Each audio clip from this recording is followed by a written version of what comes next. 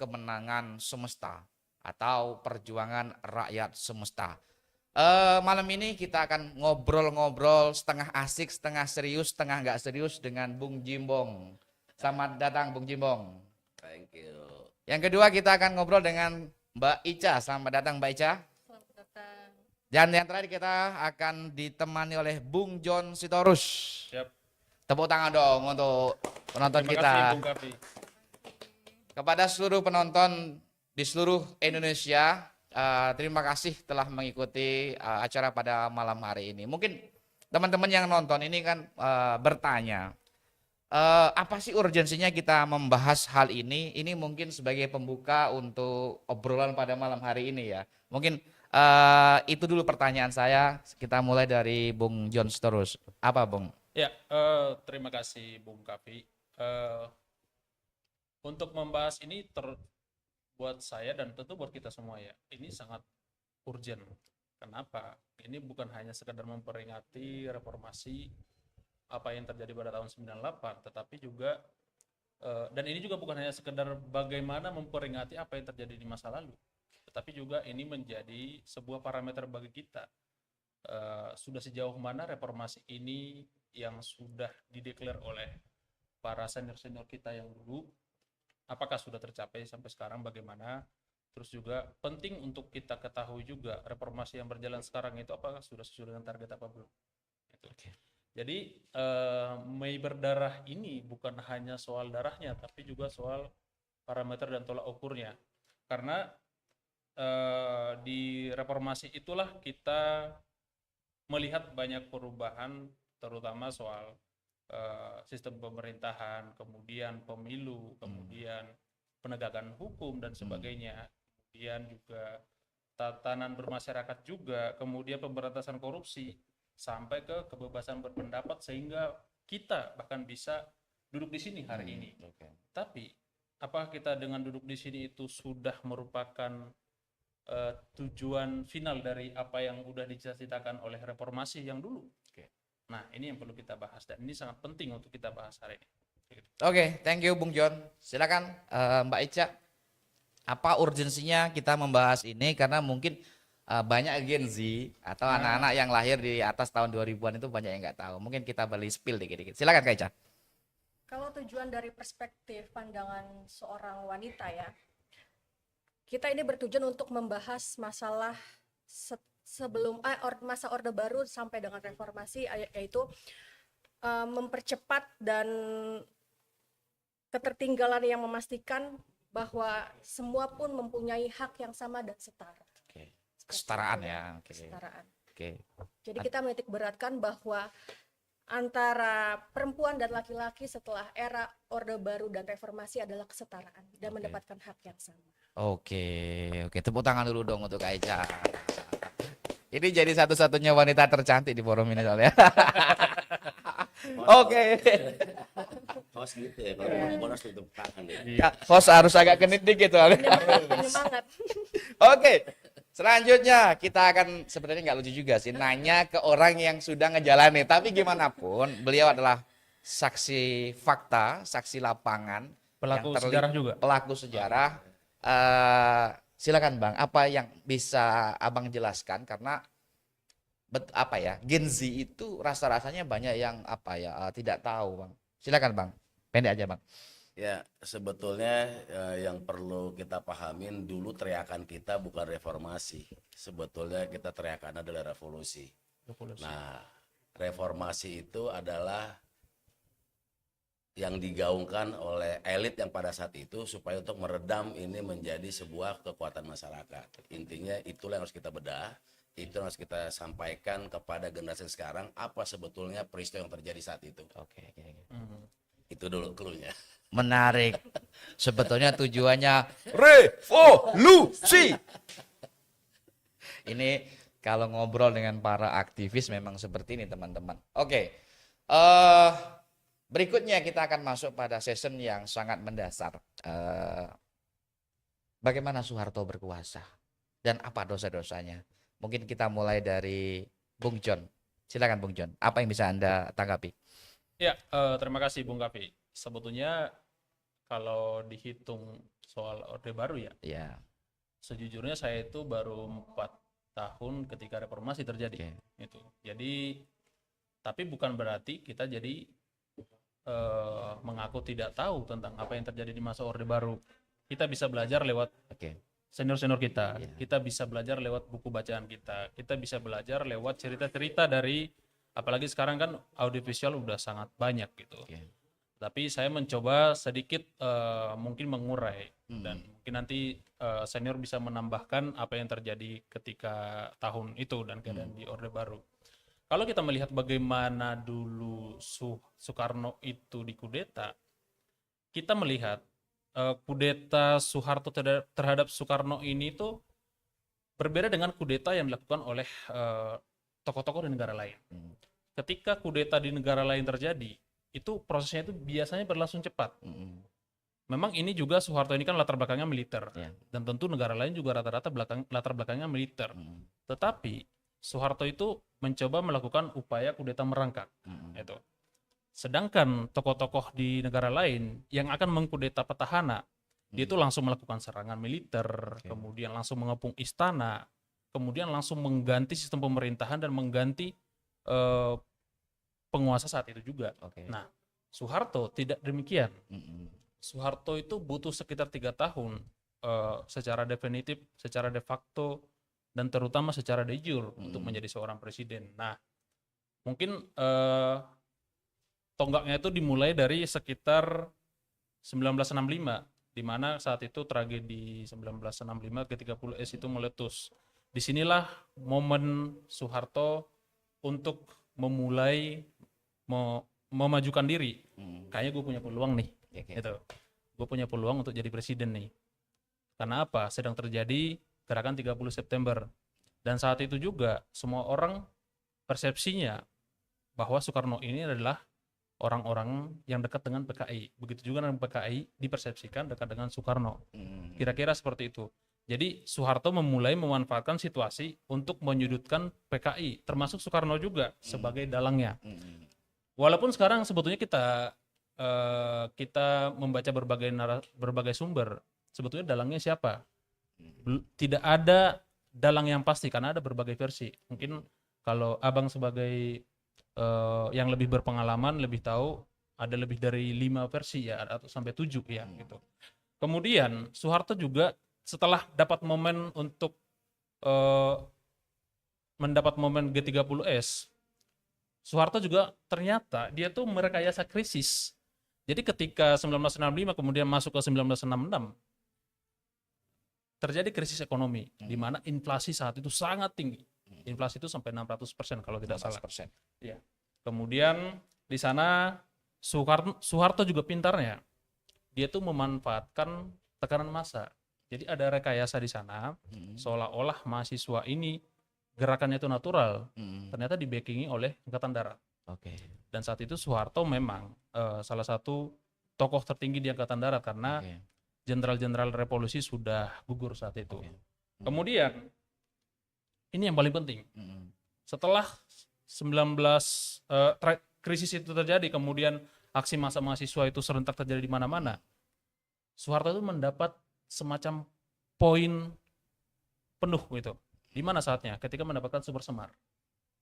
Satu sisi orang memandang Super Semar ini adalah blunder bagi Soekarno memang. Karena apa? Di dalam poin ketiga kalau tidak salah itu mohon dikoreksi, ada di sana pernyataan yang menyatakan untuk melaksanakan hal-hal yang dianggap perlu. Ini kan buat militer sesuatu yang bias. Ya, multitafsir. Multitafsir. Kalau militer itu harus diberi perintah yang jelas. Harus jelas, oke. Lompat ke sana, lompat sebelah kanan, lompat Betul, sebelah kiri. betul. Itu perintah. Perintah. Bom sejauh 200 meter, targetnya di kota ini, itu perintah. Tapi ini kan perintahnya bias. Jadi Soeharto seakan-akan mempersepsikan diberikan perintah oleh Soekarno untuk mengganti posisi Soekarno secara administratif di bidang kekuasaan. Oke. Nah, terakhir ada legitimasi hukum yang membantu Soeharto juga. Dan ini terjadi 1967. Di mana sebetulnya secara de facto Soeharto udah jadi presiden. Ini tinggal menunggu legitimasi hukum dari MPR saja, MPR, oke. termasuk pencabutan kekuasaan Soekarno, di mana laporan pertanggungjawabannya tidak diterima. Jadi kira-kira begitu yang saya bisa rangkum bagaimana proses jatuhnya Soekarno Oke. sampai pada akhirnya Soeharto itu menjadi presiden kita. Dan yang perlu dicatat adalah Soeharto itu tidak ujuk-ujuk langsung begitu pahlawan revolusi pada meninggal, Hmm. pada gugur, Soeharto, saya harus menduduki istana. Gitu. Pelan-pelan dia buat. Ada infiltrasi, ada operasi bawah tanah pelan-pelan. Hmm. Jadi sampai butuh 3 tahun. Oke. Tapi sejak tahun 65 dia tuh secara de facto sebetulnya sudah jadi presiden. Oke. Iya. Oke. Thank you. Luar biasa pemaparannya, sangat mencerahkan. Iya nggak teman-teman? Nanti teman-teman yang nonton boleh komentar ya, akan kita jawab. Tapi kali ini kita akan mendalami lagi. Saya tertarik untuk ke Bung Jimbong. Bung Jimbong, tadi sudah diuraikan proses bagaimana kudeta merangkak itu terjadi. Mari kita mulai fokus dengan kenapa akhirnya Soeharto itu dianggap pemimpin yang otoriter, yang zolim, yang disamakan dengan Fir'aun, yang disamakan dengan siapa lagi, yang pokoknya yang itu itulah. Kenapa Bang? Apa sih Bang dosa-dosanya Bang? Ya, kalau kita bicara sejarah, ada beberapa yang kita lihat. Awalnya mungkin Soeharto itu ada beberapa sisi yang dianggap baik oleh masyarakat Indonesia. Namun di balik semua itu ternyata kebaikan itu ada yang memang dia secara otoriter untuk mempertahankan kekuasaannya. Salah satu contoh ketika pembangunan dilaksanakan, beberapa kawan-kawan mahasiswa atau teman-teman yang terlibat di saat itu aktivis saat itu, kasus Kedung Ombo misalnya, itu kan pembangunan yang harusnya memang untuk mengairi sawah-sawah petani, tapi di balik itu semua ada situasi yang dipaksakan, yang dirampas tanah-tanah rakyat, sehingga akhirnya teman-teman coba mendampingi tapi juga diintimidasi. Nah, kekuasaan otoriter yang di baliknya itu seolah-olah baik, dan sampai sekarang juga kan ada juga joknya itu enak Enak zaman toh kuto. zamanku toh. Nah, itu selalu digaungkan kembali di saat ini gitu kan. Nah, apalagi kayak misalnya contoh ketahanan pangan dengan dia mengadakan dulu namanya kelompok pencapir kan, di balik pembangunan yang akhirnya dia bagaimana mempertahankan kekuasaannya itu. Nah, banyak orang yang lupa bahwa pembangunan yang dilakukan oleh Soeharto adalah banyak yang akhirnya seperti kayak contoh kenapa Soeharto bisa naik menjadi presiden, atau bagaimana Soeharto mengambil kudeta yang tadi disampaikan oleh Bung John.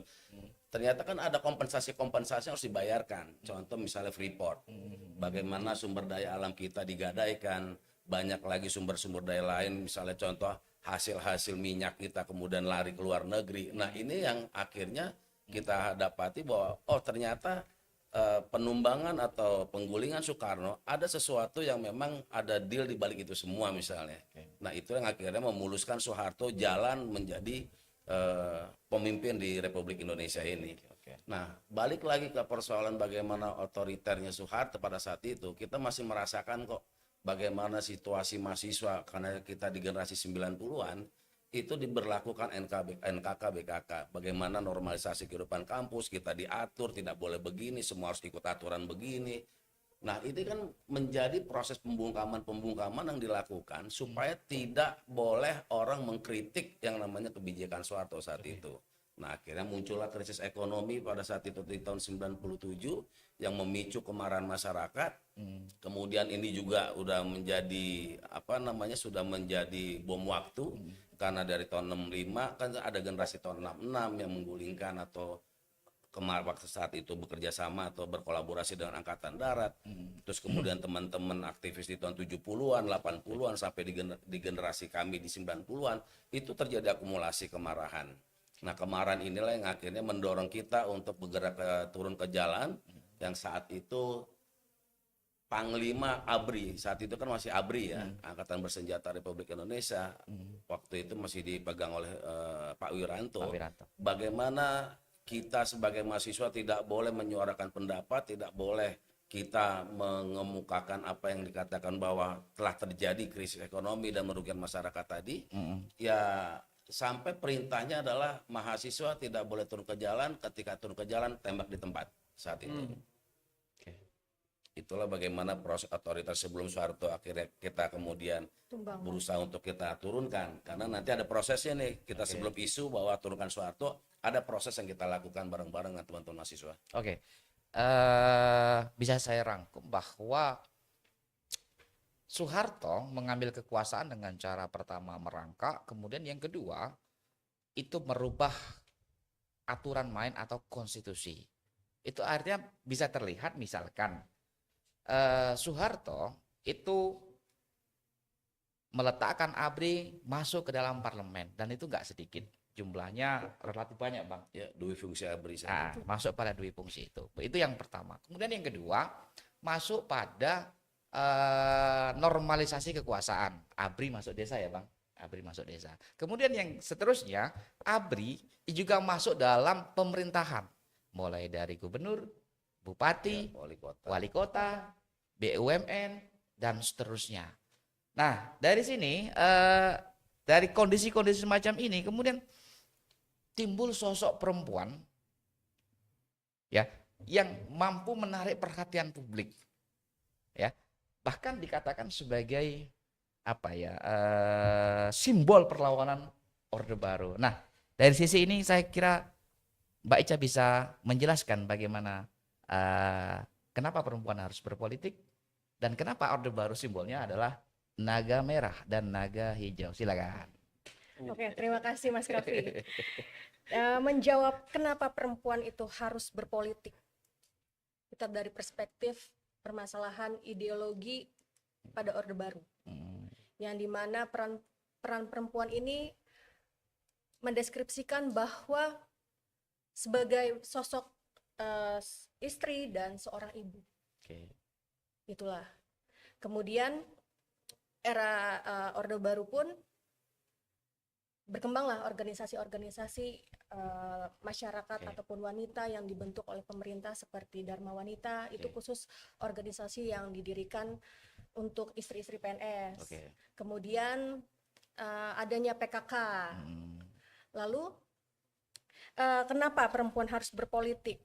Kita lihat dari perspektif bahwa mendorong kebijakan yang pro perempuan dan keluarga, di mana menciptakan sebuah generasi dan perkembangan sosial melalui perkembangan perempuan itu, gitu kan. Terus sebagai mewakili populasi, bahwa keterlibatan perempuan dalam berpolitik itu presentasinya cukup 30%. Akan tetapi ketika setelah era reformasi, bahwa keterlibatan perempuan 30% itu di politik pun bisa mendominasi. Bahwa perempuan itu bisa setara kedudukannya dengan laki-laki dan bisa mendapatkan hak politik yang sama. Gitu kan.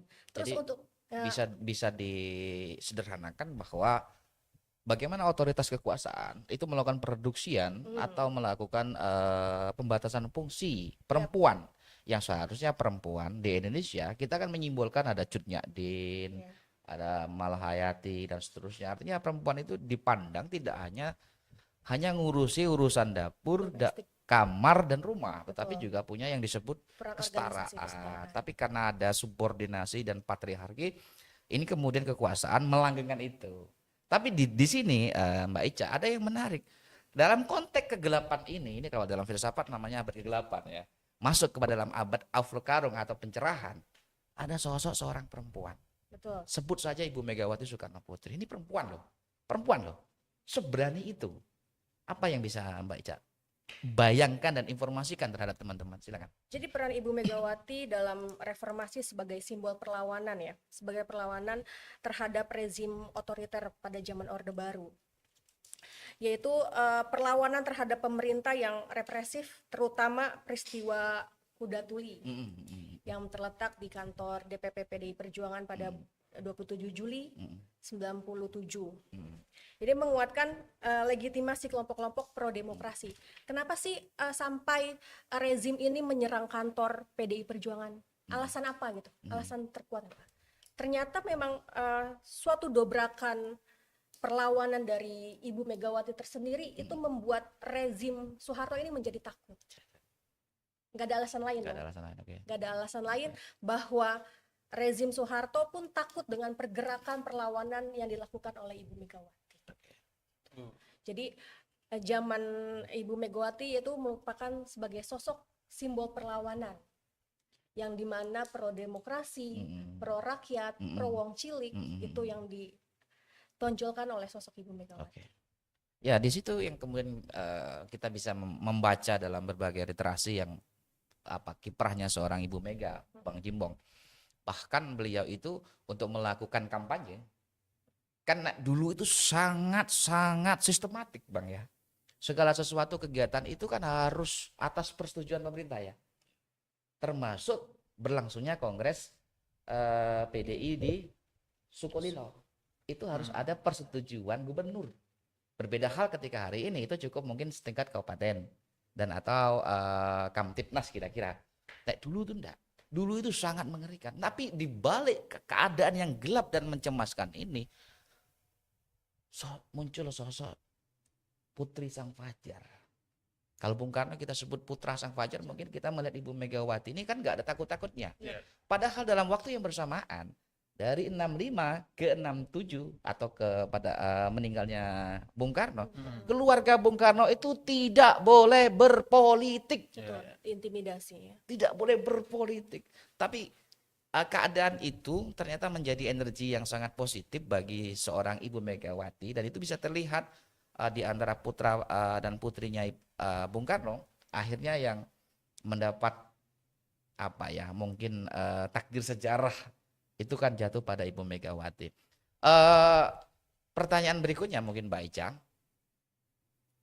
Mungkin Mbak Ica bisa mendengar dari namanya orang tua kan biasanya bercerita ya. Kalau di Sumatera itu disebut seni bertutur, Bang. Jadi epistemologi pengetahuan itu tidak hanya literlek karena book to book, tetapi juga ada istilah seni bertutur. Karena kita kebetulan orang Sumatera, Bang. Jadi seni bertuturnya lebih tinggi daripada literasinya. Oke. Nah, ini kan salah satu cara menurunkan atau memberikan sebuah pengetahuan. Mbak Ica, hari ini kita masuk pada politik afirmasi tadi. Apa yang bisa Mbak Ica lihat pada waktu itu? Kenapa begitu sulit membangun kesadaran nasional? Tapi mungkin Mbak Ica potret aja dari sisi perempuan, mulai dari mahasiswi, dari siswa, dari ibu-ibu rumah tangga. Jadi yang Anda bisa bayangkan itu seperti apa Mbak Ica? Sampai pada akhirnya Ibu Mega itu kan sekitar tahun 1990-an mulai menguat legitimasi politik dan legitimasi di ruang publik. Silakan Mbak Ica.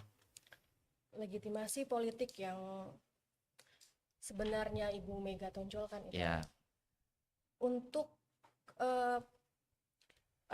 patriarki. Ya. Bahwa menghilangkan patriarki itu harus seperti apa? Oke.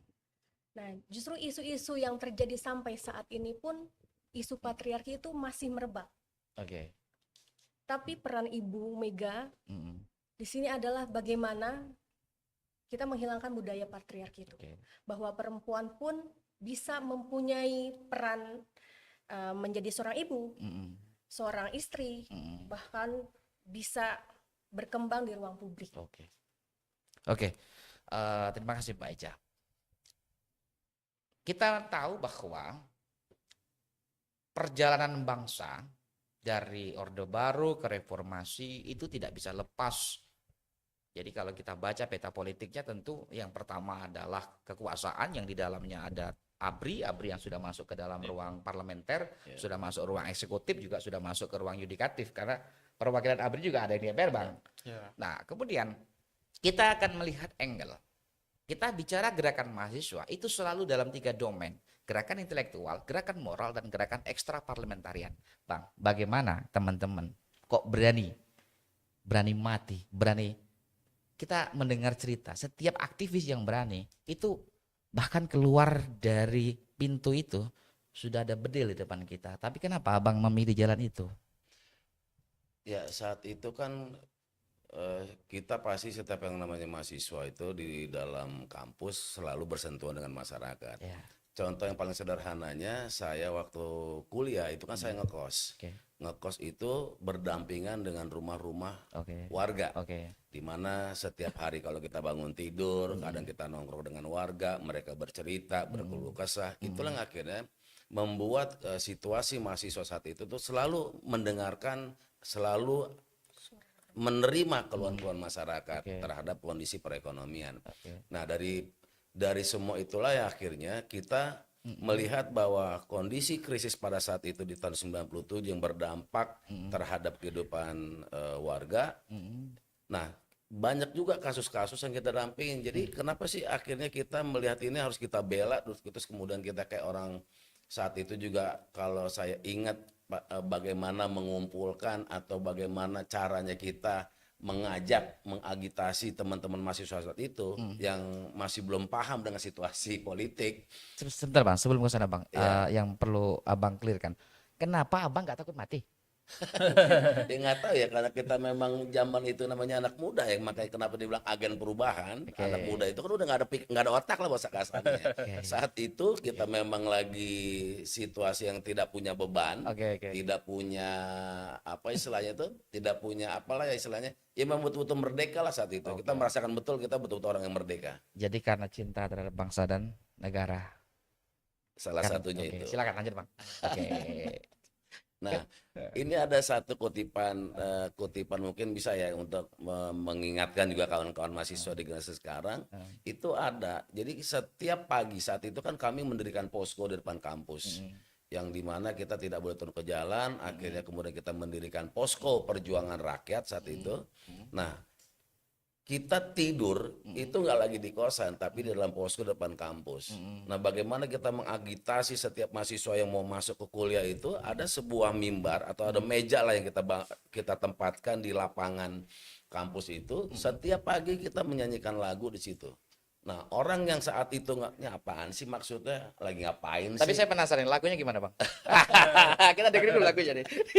Spill dikit. Gue spill dikit. Ya, jadi waktu itu kita nyanyikan Kampusku Rumahku. Oke. Oh, Ya, kampusku, rumahku, kampusku, negeriku, kampusku, wahana kami, kampusku. Gua agak lupa ya, gua coba teks dulu ya. Itu udah Oke, lama oke, banget lihat dulu, ya. lihat dulu, Bang. Gua contekan ini dulu. Ini kadang-kadang tiba-tiba ditanyain gua jadi lupa nih ya. tapi itu menarik ya diksinya itu tadi ya. Ya. Kampusku, Kampusku, rumahku. Apakah itu artinya Bang, kampus itu dianggap sebagai rumah secara arti yang sebenarnya? Betul, bahwa kami itu di kampus itu udah kayak, apalagi kan kita ada unit kegiatan mahasiswa ya. Ya. Nah, di unit kegiatan mahasiswa itu teman-teman walaupun sudah punya kosan, tapi nggak pulang ke kosan, tapi mereka biasanya tinggal dan berdiam itu di unit kegiatan. Nice, menarik Di ini. situ. Base camp memang. Nah, ini saya ulang ya. Kampusku, rumahku, kampusku, negeriku, kampusku, kebebasanku, kampusku, wahana kami. Di sana kami dibina menjadi manusia dewasa. Tapi kini apa yang terjadi? Kami ditindas semena-mena. Refnya nih, berjuta rakyat menanti tanganmu, mereka lapar dan bau keringat, ku sampaikan salam-salam perjuangan, kami semua cinta-cinta Indonesia. Dalam maknanya. Ya, ada bait yang berikutnya yang memang tadi ditanya, kenapa kita nggak takut dengan bedil? Iya, iya. Ini yang kedua. Oke, oke. Kaumku mahasiswa, di mana kini kau berada? Belenggu di sisi kirimu, penjara di sisi kananmu. Keren. Itu keren. sudah ditanamkan. Oke. Artinya makanya tadi pertanyaannya kenapa kita nggak takut mati? Ya lagu ini betul-betul kita dalamin, kita maknai bahwa banyak rakyat yang kelaparan di luar sana. Tantangannya adalah tadi, belenggu di sisi kiri, penjara di sisi kanan. Waduh. Artinya tantangan itu sudah kita hadapin saat itu. Tapi mungkin nggak sih Bang, sejarah tuh terulang. Sejarah terulang kalau saya lihat situasi sekarang dengan teknologi ya. Dulu kan kita nggak ada teknologi, tidak punya handphone, tidak punya alat komunikasi, Oke. tapi kita bisa mengorganisir, Oke. kita bisa saling berkomunikasi. Oke. Nah, kalau saya lihat ini memang sudah ada pelemahan-pelemahan. Terjadi pelemahan-pelemahan terhadap generasi sekarang yang tanpa disadari mahasiswa sekarang atau generasi sekarang lepas dari akar masyarakat lah kita bilang. Rohnya tadi ya. Oh ya, gitu. Jarang terlibat mendengar atau bercerita, mendengar keluh kesah masyarakat, mungkin itu yang tidak ada sekarang. Kalau dalam bahasa PDI Perjuangan namanya lu menangis dan tertawa bersama. Iya. Bonding. Udah tidak bonding lah istilahnya. Oke Bang, mari kita sejenak agak fokuskan. Dikatakan dalam dongeng-dongeng dan fakta-fakta sejarah bahwa reformasi itu tidak pernah berdiri sendiri. Tadi Abang di awal sudah katakan bahwa keinginan representasi dari aktivis mahasiswa adalah revolusi. Namun kemudian di situ terjadi negosiasi. Dan kita juga tahu bahwa peta kekuatan di era Orde Baru itu kan satu dari perwakilan pemerintah, artinya Soeharto itu sendiri ya. Dan yang kedua, sivil itu kan terbelah menjadi naga hijau diwakili Gus Dur dan teman-temannya ya. Kemudian ada naga merah. Di sini Ibu Megawati Soekarno Putri berperan dan sisanya adalah gerakan mahasiswa. Nah, bagaimana kemudian terjadi sebuah pertemuan kepentingan? Tentunya yang pertama harus kita bicara pada titik pertemuan kepentingan. Yang kedua, menjadikan bahwa Soeharto betul-betul common enemy. Orang sudah sadar bahwa Soeharto itu common enemy. Tetapi apakah orang sadar untuk melakukan pergerakan? Tidak semuanya. Nah, bagaimana Bang? Apa yang bisa diceritakan Bang? Ya, memang agak sulit di situasi sekarang. Saya memahami bagaimana teman-teman generasi sekarang itu tidak bisa membangun sebuah gerakan. Karena kita saat itu juga membangun semangat perlawanan teman-teman itu butuh proses berbulan-bulan untuk di kampus. Dan itu butuh energi dan stamina yang cukup dan memang bagaimana caranya kita bisa menyadarkan mereka. Beberapa cara waktu zaman itu kita melakukan agitasi menyadarkan mahasiswa, kita dengan cara keliling kampus bermain gitar, terus kemudian seperti kayak orang gila itu kita bagi-bagi selebaran.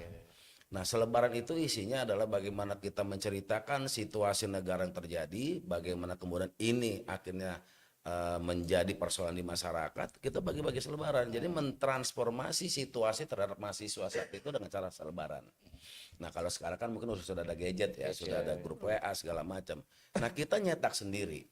Jadi kita waktu itu numpang, kita ada alat apa ya zaman itu ya, yang buat alat cetak itu. Jadi kita cetak sendiri, kita potong sendiri, kita bagikan sendiri. Nah, banyak cara menyadarkan masyarakat dan rakyat saat itu. Pertama, kita di kampus bagi-bagi selebaran. Yang kedua, penyadaran masyarakat, kita sampai kita ngamen di kereta, bagi-bagi selebaran, nyanyi-nyanyi lagu mahasiswa, kita bagikan selebaran. Dan kita saat itu juga menggalang dana mandiri. Jadi ketika ada masyarakat atau rakyat yang simpati dengan kita, biasanya itu mereka mengasih sumbangan. Karena kita pakai kardus. Kotak kotak kardus begitu. Ada satu yang nyanyi-nyanyi lagu mahasiswa, terus kemudian ada teman-teman lagi yang orasi, yang kemudian berikutnya lagi bagi-bagi selebaran. Nah, kemudian kita sampaikan, Bapak Ibu sekalian, kami ada di sini berjuang untuk rakyat Indonesia karena situasinya bla bla bla. Kita sampaikan semua dengan cara orasi dan bagi agitasi tadi selebaran. Nah, sambil beberapa teman-teman karena kita butuh dana perjuangan, akhirnya teman-teman ngecrek. Nah, ada warga yang ngasih 5.000, 2.000 gitu kan. Saat itu tuh 5.000 udah cukup besar. 50 mungkin ya bandingannya ya. 50.000. 2.000 itu kita makan warteg dapat. Oh, Ya, 20.000. 1.500 sampai 2.000 tuh makan warteg kita itu udah dapat lauk aja Bang. udah bisa makan standar lah. Harus standar. Ya, 2.000. 2.000. betul. Mungkin Nah, sekarang 20. Ya. kalau sekarang mungkin segitu kali ya 10 kali perbandingannya ya. Kali lipat. Nah, masyarakat sampai ketika waktu itu kita penggalangan dana itu, kita jual tablet mahasiswa. Ada kita saat itu membuat tablet mahasiswa. Jadi teman-teman kampus-kampus dari manapun ambil tablet itu, kemudian mereka edarkan, mereka jual. Nah, uangnya untuk dana pergerakan saat itu. Nah, bagaimana kemudian itu akhirnya muncul dan kita diuntungkan dengan situasi makin ramai akhirnya teman-teman yang ikut demonstrasi. Jadi saat itu kalau lo nggak demo, lo nggak keren lah bahasa kasarnya kayak begitu. Naiklah mereka ke atas bus, terus kemudian untuk memulai sebuah aksi kita pengkondisian dulu. Kita keliling kampus, kita bagi selebaran, hari ini kita aksi, tujuannya ini, yang isu yang kita angkat ini. Jadi setiap aksi kita kasih selebaran. Iya, iya. Jadi supaya mereka tahu apa yang mereka perjuangan saat itu, hari itu mereka tahu lewat selebaran tadi. Penyampaian informasinya ya. Betul. Jadi karena waktu itu kan memang kita nggak punya Gadget, handphone. ya. Kalau sekarang kan tinggal handphone. Nah kita bagi selebaran di situ. Nah ada beberapa tipikal teman-teman mahasiswa, hobinya karena kampus saya itu kan ISTN, kampus teknik. Ah. Banyaknya anak-anak STM yang kuliah. Oh, Jadi latar belakangnya STM, hobinya ribut, berantem, Cocok ya? chaos. Cocok. Jadi Pada sekarang bilangnya bandar. mereka sebelum naik ke bus nanya dulu, Bong, ini kita chaos apa enggak? Itu dulu pertanyaannya. Jadi Iya, kalau iya. chaos, berangkat makin banyak orangnya. iya. Itulah tadi menjawab lagi pertanyaan Bung Kavi tadi, kenapa nggak takut? Emang hobinya tawuran, hobinya ribut bahasa-bahasanya. Tapi ini yang terarah, Ya. lawannya terarah. Ada tujuannya. Betul, yang dilawan adalah bukan lagi sesama masyarakat karena tawuran, kita tawurannya dengan aparat yang tidak berpihak terhadap rakyatnya. Oke. Jadi kita arahkan tawurannya melawan ketidakadilan tadi. Oke.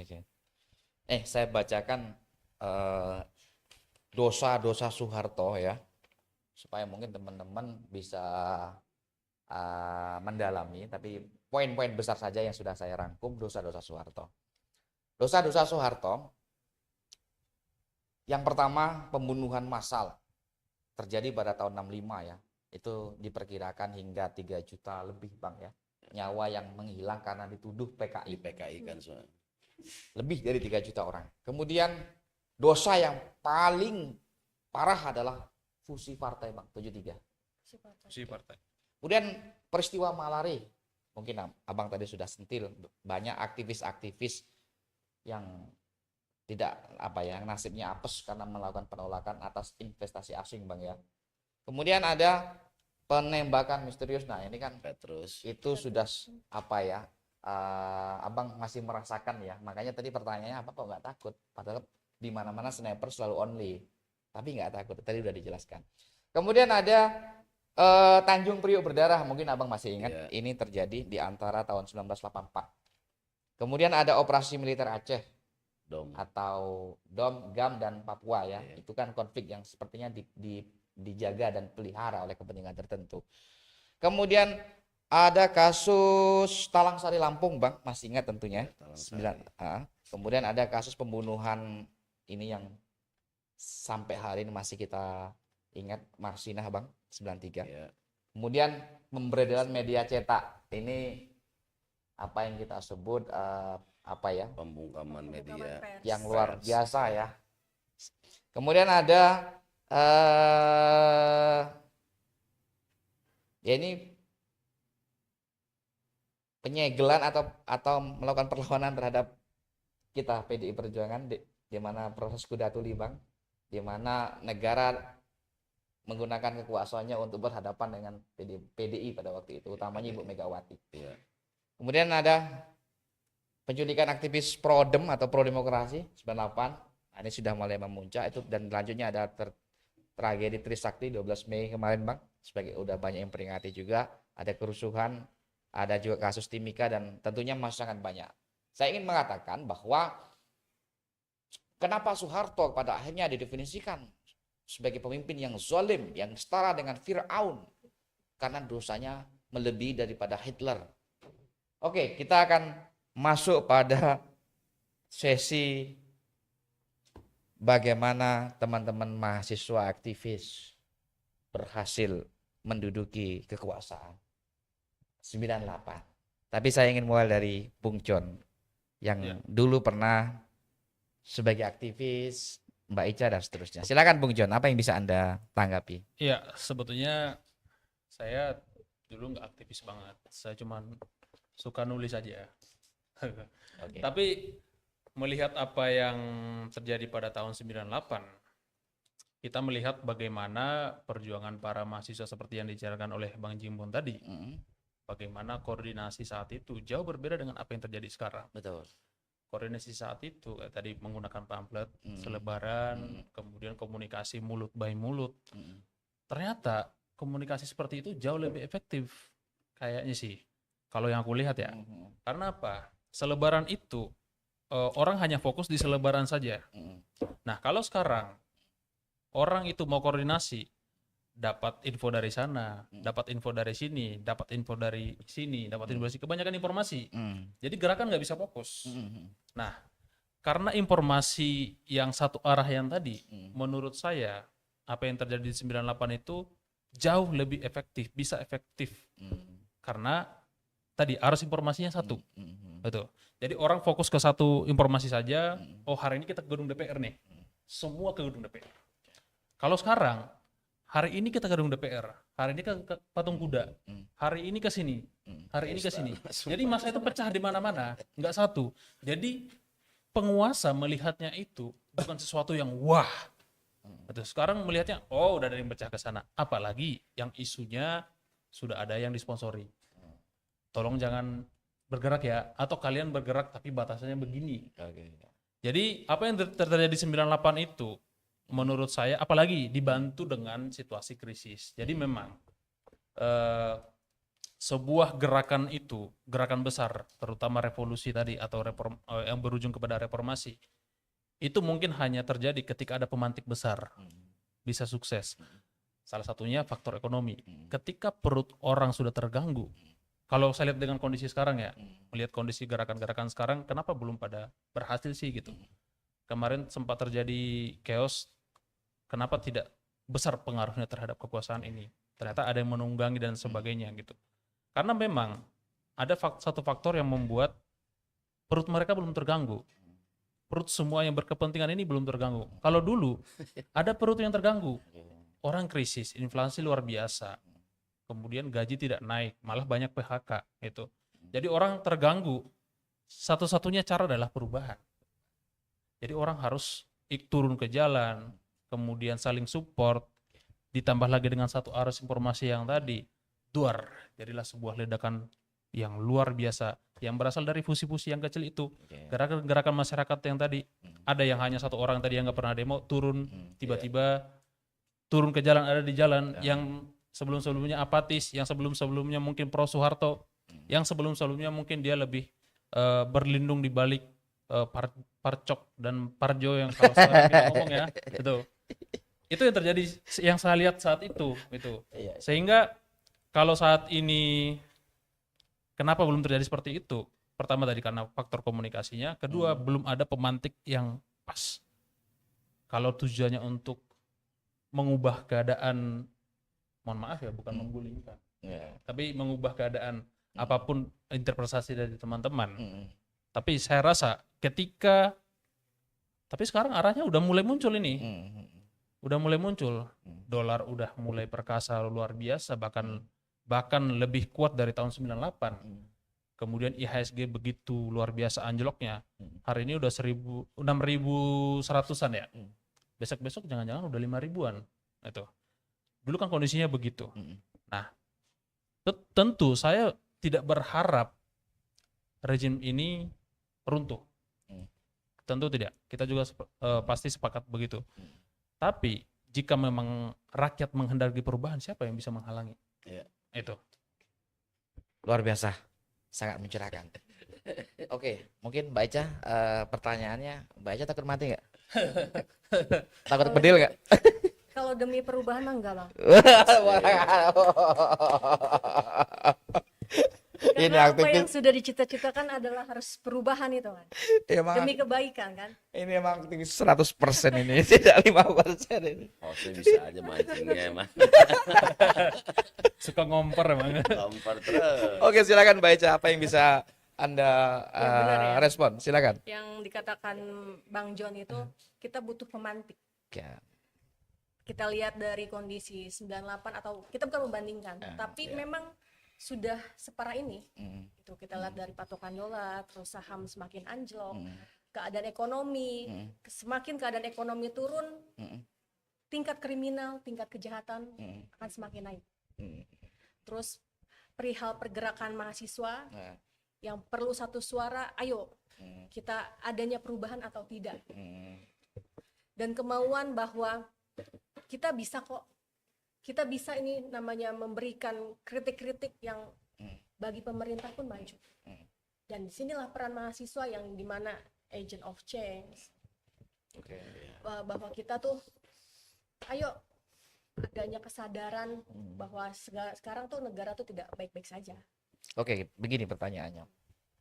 Bahwa di era Orde Baru, Ibu Megawati berhasil menjadi magnet dan energi bagi masyarakat untuk berpikir dan bergerak.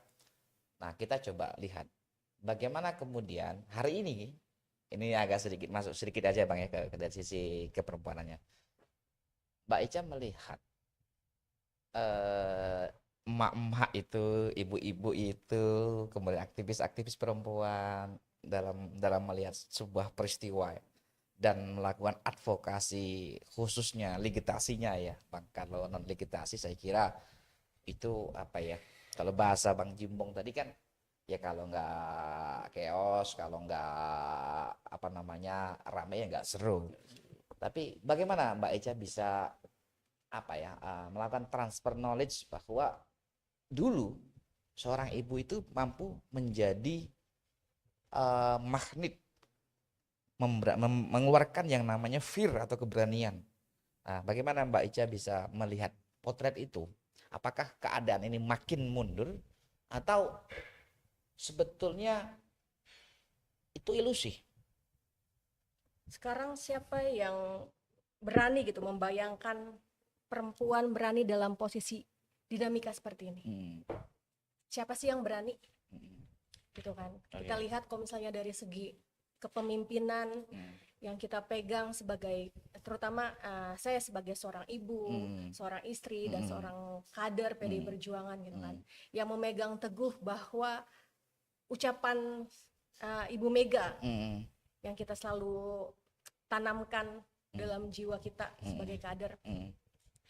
Saya pernah mendengar pidato ibu yang mengatakan kalimat pantare, itu yang selalu menjadi membangunkan semangat kita untuk berjuang. Oke, saya bacakan data ya Mbak. Ini berkaitan dengan politik afirmasi Bung Jimbong, bahwa bahwa keterwakilan perempuan di parlemen dari DPR RI dari 580 anggota itu hanya 128 Mbak, atau lebih kurang 22%. Jadi hampir kurang 9 sekian persen keterpenuhan perwakilan perempuan. Dari tingkat DPRD provinsi lebih kurang berjumlah 2.372, perempuan hanya terisi 446. Artinya lebih kurang 18,8%. Kemudian dari tingkat DPRD kabupaten kota itu lebih kurang berjumlah 17.510, diperkirakan perempuan itu hanya menyentuh angka 18%. Kemudian kita lihat dari sisi jabatan eksekutif pemerintahan, dari sisi kementerian dan wakil menteri. Dari menteri sendiri itu hanya 4 dari 54. 4 dari 54. Hanya 4. Iya, 4 dari 54 menteri. 50 menteri. Kemudian dari segi wamen, wakil menteri, itu hanya 8 dari 59. Artinya ya lebih kurang 12% dari 100-an 100 berapa ini? 113. menteri dan wakil itu. Oke. Kemudian dari sisi gubernur dan wakil gubernur, itu gubernur yang terekam dari data saya hanya 2 dari 38. Ya, Shirley dan Khofifah Indar Parawangsa. Kemudian dari sisi wagub itu hanya 5 dari 38. Artinya wagub dan gubernur dan wakil gubernur itu keterisiannya nggak nyampe 10% diakumulasi Bang. Kemudian dari sisi bupati, wali kota, wakil bupati, wakil wali kota itu bisa di rata-rata hanya 10%.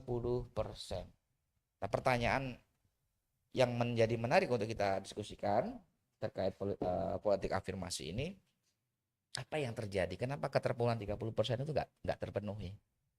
Padahal saya kira ketika di pilkada itu faktanya juga dari nomor urut itu ada 3 atau 4 perempuannya, tapi keterpilihannya masih sangat rendah. Nah, bagaimana Mbak melihat ini? Mungkin sekilas saja. Melihat dari data ini, apakah politik afirmasi itu belum terjadi secara maksimal atau ada rekayasa kekuatan tertentu? Kalau dilihat dari era reformasi ya, jadi pengaruh dari yang tadi presentasi berpengaruh pada saat sekarang itu adalah yang dibatasi itu, parlemen dibatasi oleh militer patriarkis. Militer batas. Itu sangat berpengaruh. Hmm. Karena memang sejak dulu pun patriarkis ini menjadi persoalan dan sampai sekarang digaung-gaungkan lagi nih. Karena ada yang masuk ya di fungsi ABRI. Itu berarti pengaruh dari militer patriarkis. Itu sangat berpengaruh. Dan sampai saat ini pun patriarkis itu masih belum hilang. Belum bilang. Di Indonesia lebih terkenal itu ya. Oke, kita akhirnya Patriarkis masuk militer. Atau pada- jangan-jangan sistem pemilunya tidak menguntungkan perempuan. Ya. Nah, mungkin itu PR yang perlu Sistemnya lagi. di dalam ya. Sistemnya.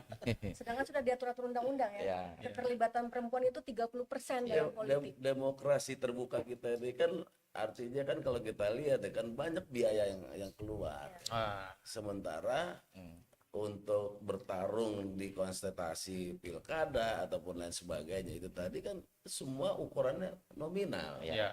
Apakah itu menjadi salah satu Bisa jadi, faktor? bisa jadi. Tapi ada juga gini Bang, pengalaman pemilu 2024 kemarin ada calon-calon wanita gitu kan. Kita tanyalah kepada biasa ibu-ibu golongan ibu-ibu ketika kampanye, kenapa nggak memilih calon wanita? Gitu. Dengan alasan banyak, nggak becus lah dalam memimpin. Ngapain sih wanita? Ya udah tetaplah kita sesama memilih itu laki-laki. Karena laki-laki adalah pemimpin. Oh, masih begitu ya? Stereotip masyarakat ya Bang. Ya. Stereotip Ini, masyarakat ya, pada saat ya. ini. Dogmatik ya. Ya. Oke. Oke, saya tertarik untuk tanya ke Bung Jimbong. Bang Jimbong, bagaimana Anda melihat peristiwa hari ini korelasinya dengan semangat juang reformasi, Bang? Jauh. Tapi walaupun jauh dari apa yang kita harapkan saat itu, yang mungkin hari ini yang baru berhasil kita lakukan adalah persoalan kesehatan gratis, pendidikan gratis. Memang saat itu kita teriakan itu. Persoalan pendidikan, persoalan kesehatan karena saat zaman itu orang masuk rumah sakit itu kalau nggak punya uang pasti nggak akan dilakukan tindakan sampai akhirnya banyak yang meninggal karena harus cari uang dulu, pinjaman dulu karena harus ada jaminan. Termasuk juga pendidikan juga kita kan masih bayar saat itu kan, dulu tuh istilahnya SPP dan PUMG zaman kita waktu itu. Nah sekarang kan sudah enggak. Itu yang paling kita lihat ada poin kemajuannya lah. Bahwa hari ini walaupun belum semua daerah ada masyarakat yang pendidikannya gratis, terus kemudian kesehatannya juga tanpa mereka harus bayar dulu di muka tapi sudah dan bertindakan. Namun yang paling krusial adalah masalah sistem. Sistem dulu kita teriak masalah ayam apa telur duluan, nih sistemnya dulu apa orangnya nih kesalahannya. Ini dulu kita perdebatan juga. Jadi saat itu yang kita teriakan adalah Komite Rakyat Indonesia untuk membenahi ini semua. Kita dari gerakan mahasiswa yang ekstra parlementer itu kita menyatakan bahwa ini artinya harus bukan orang-orang lama yang terlibat untuk menyusun arah negara ke depan. Komite Rakyat Indonesia. Di situ ada tokoh yang memang berpengaruh, terus kemudian ada orang-orang yang kompeten di situ. Duduk bareng lah, rumuskan. Ini permasalahannya adalah A, B, C, D, E. Terus kemudian dirumuskan apa solusinya. Itu sebetulnya konsepnya. Jadi bukan lagi kompromi. Nah kalau yang terjadi reformasi itu kan kompromi. Jadi seolah-olah perubahan, padahal yang ini jangan ya, ini biarin aja ya. Kan begini yang terjadi sekarang nih. Di kota-kota kan ya. Ya secara nggak langsung coba lihat. Kita lihat nih ya, persoalan yang mendasar misalnya. Kita pengen adanya perubahan sistemnya dirubah. Apakah atau undang-undang apakah yang merugikan masyarakat itu harus dirubah. Nah malah ternyata kebablasan. Sumber daya alam dikuasai oleh negara dan dimanfaatkan untuk rakyat Indonesia ternyata boleh dikelola swasta. Nah ini karena kebablasan. Bukan itu yang kita harapkan. Yang kita harapkan adalah bagaimana sumber kekayaan negara ini, kekayaan alam ini, kemudian dipergunakan untuk kemakmuran rakyat Indonesia. Ini kan enggak. Artinya apa? Sumber daya alam itu dikuasai oleh segelintir orang yang punya modal, diambil mencaplok-caplokin, akhirnya yang kaya orang-orang itu doang. Kan ini yang terjadi nih. Coba kalau kita bayangkan dengan negara yang punya sumber daya alamnya Terbatas. saya pernah cerita saya pernah dengar cerita teman di Vietnam. Itu di sana aja harga-harga murah. Masyarakat itu kalau mau itu negara memfasilitasi rakyatnya. Nah, teman saya ngabisin uang di Vietnam itu nggak habis-habis katanya karena murah negaranya ngasih buat penduduknya. Kalau kita kan enggak, diambil sebanyak semahal-mahalnya, termasuk pajaknya diambil sebanyak-banyaknya, rakyatnya miskin, yang di atasnya yang kaya. Ya. Bukan itu yang kita inginkan, perubahan itu. Yang kita inginkan, ayo bareng-bareng. Bagaimana kita mengelola sumber daya alam ini, sistemnya dirubah, malah sekarang sistemnya kotak-katik untuk kepentingan segelintir orang doang. Misalnya contoh kayak kemarin, ya tanda kutip aja mau naikin anaknya jadi sesuatu aja kan harus dikotak-katik kan gitu. Nah ini kan bukan kayak begini dan banyak yang ngediemin lagi gitu. Sebelum ke sana Bang, boleh spill dong apa namanya tuntutan reformasi Bang.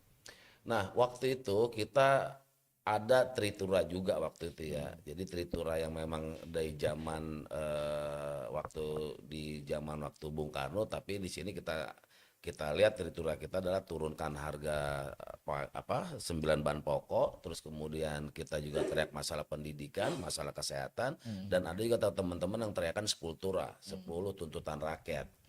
Nah, hampir semua pertama ada tuntutan waktu itu hapuskan dui fungsi ABRI. Ya. Tuntutan kita supaya ABRI kembali ke barak, jangan lagi berpolitik, tugasnya menjaga keamanan, dan dibagilah fungsi dan tugasnya antara TNI dan Polri. Yang akhirnya sekarang ini terlaksana kan, namun akhirnya disalahgunakan juga, di mana kekuatan TNI sekarang bukan lagi pada fungsi penjagaan terhadap serangan luar, tapi malah lebih karena mungkin nggak pernah perang kali ya, jadinya apa yang bisa dikerjakan dikerjainlah yang tanaman tebu gitu kan, ikutlah tanam ubi atau singkong. Nah itu kan memang betul dia menjaga ketahanan pangan, salah satu tugasnya menjaga ketahanan pangan. Tapi kan masih banyak bisa diberdayakan, ya rakyatnya aja yang diberdayakan. Kan banyak rakyat. Nanti kita masuk ke sana Bang. Nanti kita masuk ke sana Bang. Tahan dulu Bang, tahan dulu. Nanti kita masuk sesi itu. Baik teman-teman yang menonton, pemirsa dimanapun Anda berada, ada beberapa pertanyaan yang sudah masuk, dan jangan capek ya teman-teman kalau mau bertanya, menyampaikan keluh kesah, menyampaikan unek-unek, misalkan gaji guru yang nggak turun-turun atau apa, silakan. Tapi pada malam ini kita spesial hanya mencoba untuk membongkar Mei berdarah atau dosa-dosa Soeharto dan reformasi, dan terakhir nanti kita akan menggugat gelar pahlawan Soeharto. Pertanyaan yang sudah masuk yang bisa saya bacakan, mungkin teman-teman bisa menanggapi nanti mulai dari Bung John. Saya bacakan ya. Apa sudah terlihat? Enggak terlihat ya? Sebentar. Udah menarik tuh. Ketum partai sebelah. Terbaca tidak? Terbaca. Sebentar saya bacakan ya. Yang ditutup. Pertanyaannya, tanya sama abang pelaku reformasi, kira-kira bisa kejadian lagi nggak 98? Nah mungkin gantian. Sama siapa nanyanya ini? Ini yang nanya Komedi Rakyat, nggak tahu nama siapa. Terima kasih Komedi Rakyat, silakan teman-teman ya. Inilah Bang. Saya bisa jawab kan nih? Apa siapa dulu yang mau ngomong nih? Abang singkat. Oke. Kalau menurut saya bisa. Kenapa saya bilang bisa? Asalkan teman-teman generasi muda sekarang atau mahasiswa itu hilangkan eksistensi. Kami saat itu kan juga dari berbagai macam elemen kampus kita meniadakan eksistensi. Artinya semua kampus punya hak yang sama, punya tugas yang sama, tanpa misalnya lebih merasa dirinya lebih tinggi atau lebih apa bahasanya itu. Nah itu coba turunkan lagi semangat untuk menurunkan lagi egonya itu. Bangunlah komunikasi, sebetulnya jangan lagi hanya kelompok yang dipikirkan. Bangunlah. Turunkan dulu, mau kelompok dari manapun, bangun isu bersamanya, terus kemudian gunakan teknologi menjadi kekuatan dan menjadi senjata untuk perlawanan. Dan yang saya lihat pemerintah juga cara untuk meredam perlawanan masyarakat itu cukup canggih. Nah, Caranya apa? Judol. Orang disibukkan dengan judol. Terus kemudian apalagi disibukkan dengan games. Disibukkan lagi dengan permainan-permainan yang akhirnya orang nggak peduli lagi semua. Oke. Nah, itulah yang harusnya nanti bagaimana dibuat kalau kita dulu ada kelompok-kelompok diskusi ya. Kita ada kelompok-kelompok diskusi, dari kelompok diskusi inilah yang akhirnya membuat agitasi. Dengan situasi yang terjadi, apalagi dengan adanya media sebetulnya bisa lah teman-teman lah. Karena kan zamannya udah berubah, komunikasinya lebih mudah. Nah, tinggal bagaimana men-trigger sebuah isu yang akhirnya itu menjadi perlawanan dan semangat perlawanan bersama. Oke, Bung John silakan. ya, apakah 98 bisa terulang kembali di Indonesia? Saya pikir bukan hal yang mustahil ya, seperti yang dijelaskan oleh Bang Jingbong tadi. Kita udah melihat negara sebelah, apa yang terjadi di Nepal itu bukan sebuah orang yang dulu bayangkan akan terjadi, tapi bisa aja terjadi kapan aja gitu. Kembali kepada yang tadi yang saya katakan sebelumnya, kalau pemantiknya sudah tepat, kemudian kondisi masyarakat itu dibuat marah, apapun bisa terjadi. Ya. Kalau kemarahan itu sudah di puncaknya, 98 itu mungkin lebih besar dari 98 bisa terjadi, sangat bisa terjadi. Cuma mungkin yang tadi orang tuh lebih banyak memilih untuk eksistensi diri sendiri tanpa memiliki kesadaran untuk maju bersama kolektif itu. Itu yang kan nilai yang hilang dari tahun 98 yang dulu. Tapi saya pikir di era arus informasi yang sangat cepat sekarang, kalau untuk menggerakkan sesuatu dan timbul kesadaran tadi, kemudian puncak kemarahan itu sudah timbul, dan ini tinggal menunggu satu fusi untuk meledakkan ibarat sebuah bom atom nih. Tinggal memencet tombolnya doang. Nah di situ bahkan 98 itu bukan sesuatu yang Dan mustahil. siapa yang memimpin? Iya, siapa yang memimpin, siapa yang menggagas.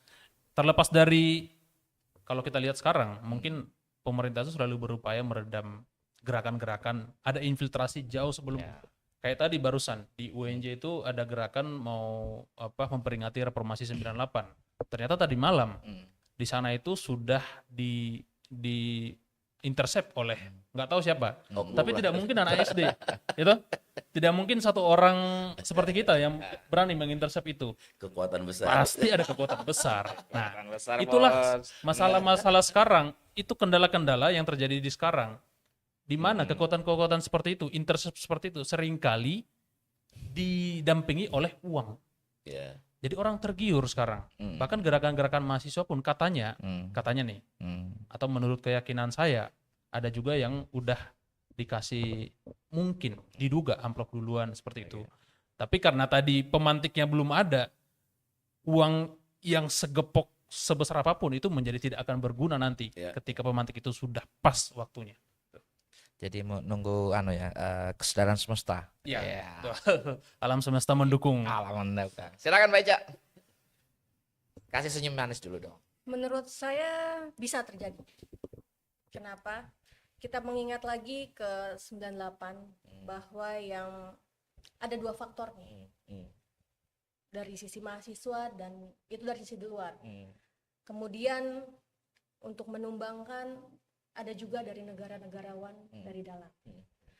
Lalu pembungkaman yang sekarang juga sudah mulai bahwa mahasiswa itu ya baru kita mau gerak udah diblokade. Bahwa ini ada syarat kepentingan. Kalau misalnya mahasiswa demo ataupun melakukan perlawanan akan di DO. Itu ada ketakutan-ketakutan sekarang ya kan. Jadi bagaimana kita mengupayakan bahwa media ini bisa untuk melakukan perubahan dan mahasiswa pun juga bisa mengungkapkan apa yang menjadi permasalahan sekarang gitu kan. Terus dan bisa terjadi jika pemerintah tidak mau mendengar rakyatnya. Itu adalah memancing emosi-emosi yang akan terjadi di masyarakat. Oke. Masih ada pertanyaan nanti di sesi berikutnya ya. Sekarang kita masuk yang rame nih. Rame, cukup Kak. Semakin malam semakin cukup genting. Semakin malam semakin ramai. Oke. Teman-teman, kita mulai coba bahas Ini boleh tentang bakar-bakaran nggak sih? boleh sih sebetulnya ya, karena nggak live ya. Bakar-bakaran. Aman-aman. Aman. Kita tolong ya teman-teman ya. Gini Bang, teman-teman. Tahun kemarin ya, Soeharto itu ditetapkan sebagai Oh pahlawan. ya. November. November November, ya. Kita coba bahas dengan semua dosa-dosa yang dilakukan ini. Kemudian Soeharto diberi gelar pahlawan. Aduh. Ini kayak semacam meludahi diri sendiri Bang Jimbong, saya melihatnya. Gimana Bang Jimbong? Sebetulnya bukan meludahi diri sendiri. Ini tadi dibalik lagi tadi kayak Bang John bilang ada kekuatan besar yang menginginkan itu terjadi kan itu yang masalahnya. Jadi sebelum itu dilakukan kita sudah mengumpulkan atau kita membuat diskusi publik waktu itu untuk menolak Soeharto menjadi pahlawan. Kenapa enggak yang lain gitu loh? Kalau memang negara membutuhkan gelar pahlawan terhadap warga negaranya, masih banyak akhirnya kan yang untuk untuk menetralisir itu kan ada beberapa kayak Marsinal lah ya yang dijadikan pahlawan. Sebetulnya untuk menutupi untuk supaya layak Soeharto dijadikan pahlawan. Kenapa kita bilang Soeharto itu nggak layak? Pertama, sudah berapa banyak warga negara Indonesia yang menjadi korban atas kebijakan ataupun tindakannya dia. Itu kan harusnya menjadi tolak ukur. Masa iya orang yang sudah membantai dengan kebijakannya yang sudah banyak warga negaranya terbunuh akibat kebijakan ataupun aturan-aturan yang dibuat, bagaimana cara dia merampas tanah masyarakat demi ambisi atau kepentingan dia dan golongannya, berapa banyak yang sudah menjadi korban. Kan itu menjadi tolak ukur layak atau nggak layak, masa iya. Dan jangan juga artinya semua kejahatan Soeharto di masa lalu kemudian dihilangkan hanya karena dia layak menjadi gelar pahlawan. Banyak kok korban-korban, kalau kayak kemarin si Menteri Kebudayaan yang akhirnya memberikan gelar pahlawan si saudara Fadlizon itu. Fadlizon kan dulu juga waktu di era 98 dia kan jadi anggota utusan MPR yang dimana dia saat itu lagi enak-enaknya menjabat, mungkin ya tiba-tiba ada gerakan mahasiswa belum sampai 5 tahun dia tumbang, dia diganti lagi kan. Mungkin dia merasa dendam juga sama kita orang. Jadi jangan dilupakan bahwa Fadlizon itu dulu adalah utusan golongan yang duduk di MPR. Artinya apa? Dia menjadi bagian Orde Baru. Karena dia yang bisa masuk ke saat itu siapa sih kalau nggak orang-orang terdekat kan itu ya. Kan nggak pernah ada tuh yang kita orang benar masuk kalau tanpa rekomendasi Soeharto. Bahasa kasarnya. Nah artinya sederhana buat kita dengan melihat peristiwa sejarah tersebut, kenapa dia akhirnya membela mati-matian supaya Soeharto jadi pahlawan. Nah kemudian apalagi kita lihat juga foto-foto Fadlizon dengan Soeharto saat itu kan ada.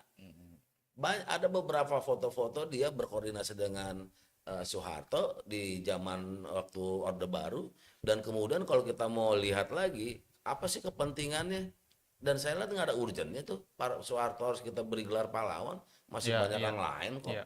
Kenapa sih harus dipaksakan gitu loh. Dan ini artinya Bang, kayak Marsinah ini, kalau suatu jadi pahlawan artinya seharusnya Marsinah jadi penjahat dong.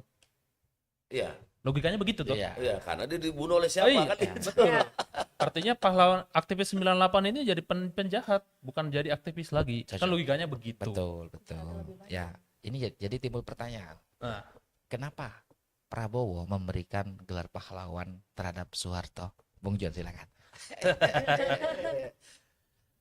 ya itu pertanyaan yang sebetulnya semua orang paham lah. Sebagai seorang yang punya hubungan keterikatan keluarga, walaupun di atas kertas udah cerai, tapi yang namanya kasih sayang, perasaan itu nggak bisa dilepaskan. Yang namanya peranan Soeharto zaman dulu untuk membentuk seorang Prabowo menjadi apa, itu nggak bisa dilepaskan juga. Gitu. Jadi memang pemberian gelar ini tuh sebagai sebuah penghargaan. Tapi saya melihatnya nggak lebih dari penghargaan kepada seorang mertua sih, dibandingkan disebut sebagai seorang tokoh. Itu. Karena apa? Seperti yang tadi Abang Jimong bilang, tidak ada urgensi yang layak diberikan kepada seorang bernama Soeharto untuk disematkan sebagai seorang pahlawan. Apa urgensinya? Gitu. Kalau memang harus menambah jumlah pahlawan saat ini, bisa kok cari nama yang lain. Iya. Di Indonesia Timur banyak raja-raja zaman dulu yang belum dapat gelar pahlawan. Pahlawan, betul. Di Indonesia bagian barat, daerah-daerah Melayu sana, mereka itu jauh lebih berhak mendapatkan gelar pahlawan dibandingkan Soeharto. Apalagi ini, kalau katanya Soeharto itu kan memberikan banyak jasa kepada Indonesia. Beliau bapak pembangunan katanya. Menurut saya gini, itu kan berminimum sebagai seorang presiden. Presiden fungsinya apa? Mengadministrasi tugasnya keadilan itu. sosial, membangun Pembangunan. infrastruktur. Emang tugasnya. Kalaupun berhasil ada program KB, transmigrasi, emang tugasnya sebagai presiden itu. Dan bagaimana cara kita menghargai beliau sebagai seorang presiden? Jabatannya sebagai seorang presiden dengan kekuasaan dan kewenangan penuh, itulah penghargaan tertinggi kita kepada Soeharto dan keluarganya. Jadi saya sampai sekarang, saya mau pukul rata saja sebetulnya. Presiden itu tidak perlu diberikan gelar pahlawan lagi. Udah itu saja. Kalau bisa perlu buatkan undang-undangnya segera itu. Karena apa? Nanti terjadi like and dislike. Kalau presiden yang ini ketika saya berkuasa boleh saya berikan. Ketika saya tidak berkuasa jangan. Itu. Karena harusnya kita itu inline dengan aturan yang baku. Kita itu inline dengan aturan perundang-undangan. Apalagi syarat untuk menjadi gelar pahlawan itu kan ada. Dia itu harus bersih namanya. Dia itu harus bersih dari tragedi-tragedi masa lalu yang melanggar etika dan norma. Sementara Soeharto memenuhi syarat untuk pelanggaran etika dan norma itu. Jadi sebetulnya pahlawan kita sekarang ini pahlawan yang penuh dengan darah, pahlawan yang penuh dengan pelanggaran etika dan norma, pahlawan yang bahkan pahlawan terkorup di dunia bersama Ferdinand Marcos. Harusnya itu ya nama gelar pahlawan ya. Iya, Tapi juga bisa dilihat dari track record pun juga sudah jelas. betul, sudah jelas itu. Jadi Dengan rincian Oke. dosa-dosa Soeharto pun udah Nah, cukup jelas iya, sebenarnya. terlalu jelas. Jadi yang saya lihat dari Presiden Prabowo ini menandai bahwa Soeharto itu pahlawan ya sebagai mungkin ya balas budi ya. Kado. Itu kado buat budi. mertua. Ya. Itu kado Gini. buat mertua. kado itu kalau mereka balikan, kalau nggak balikan. Bung, Jasa Kit- sebagai kita itu tidak bisa menghapuskan hubungan darah Didit Prabowo Oke. dengan Soeharto. Oke. Betul? Kado kan boleh buat siapa aja. Iya. Dia bisa diputus namanya. Hubungan mereka itu bisa diputus dengan hubungan antara mertua dengan menantu. Tapi Makin yang namanya konflik mantan cucu itu tidak ada. Iya. Itu anak presiden punya anak, itu cucunya Soeharto. Itu tidak bisa dihapus jadi hubungan darah mungkin itu. suatu kebanggaan nanti anaknya bilang karena bapak saya memberikan gelar kepada kakek saya seorang pahlawan. Bisa saja. Ya buat dongeng anak cucu nanti. Dan kita jangan kaget. Hal yang sama kan terjadi kalau seandainya Gibran jadi presiden, hal yang sama bisa terjadi. Kasih gelar pahlawan lagi bapaknya. Nah, Apanya ya anaknya? Berarti bapaknya harus lewat dulu dong. Jadi pertanyaannya gini Mbak Ica, penting mana minta maaf terhadap orang-orang yang dibunuh pada tahun 65 ketimbang memberi gelar pahlawan terhadap Pak Harto? Meminta maaf. Itu dilakukan nggak sama negara? Kalau melihat kondisi sekarang enggak. Tapi kenapa selain dari tadi yang sudah dijelaskan Bung John, ini kan faktor ya namanya juga mertua, ya juga namanya keluarga. Tapi mungkin adakah sisi lain yang Mbak Ica bisa lihat? Apa nih gelar pahlawan ya? Iya, karena tadi kan tidak Satu. ada kasih sisi baiknya di hatimu ya. Nggak ada sih, nggak ada. Karena kan memang mungkin bagi pendukung-pendukung Soeharto melihat itu ada sisi baiknya bahwa kayak seperti bapak pembangunan, Iya, terus iya. ketahanan pangan di saat itu, Swasembada. swasembada pangan. Tapi menurut saya itu tugasnya dia.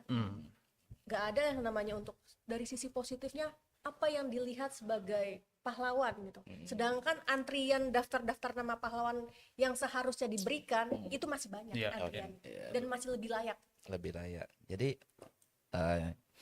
Soeharto itu betul-betul tidak memenuhi standar untuk dinobatkan sebagai pahlawan. Ya dipaksakan gelarnya.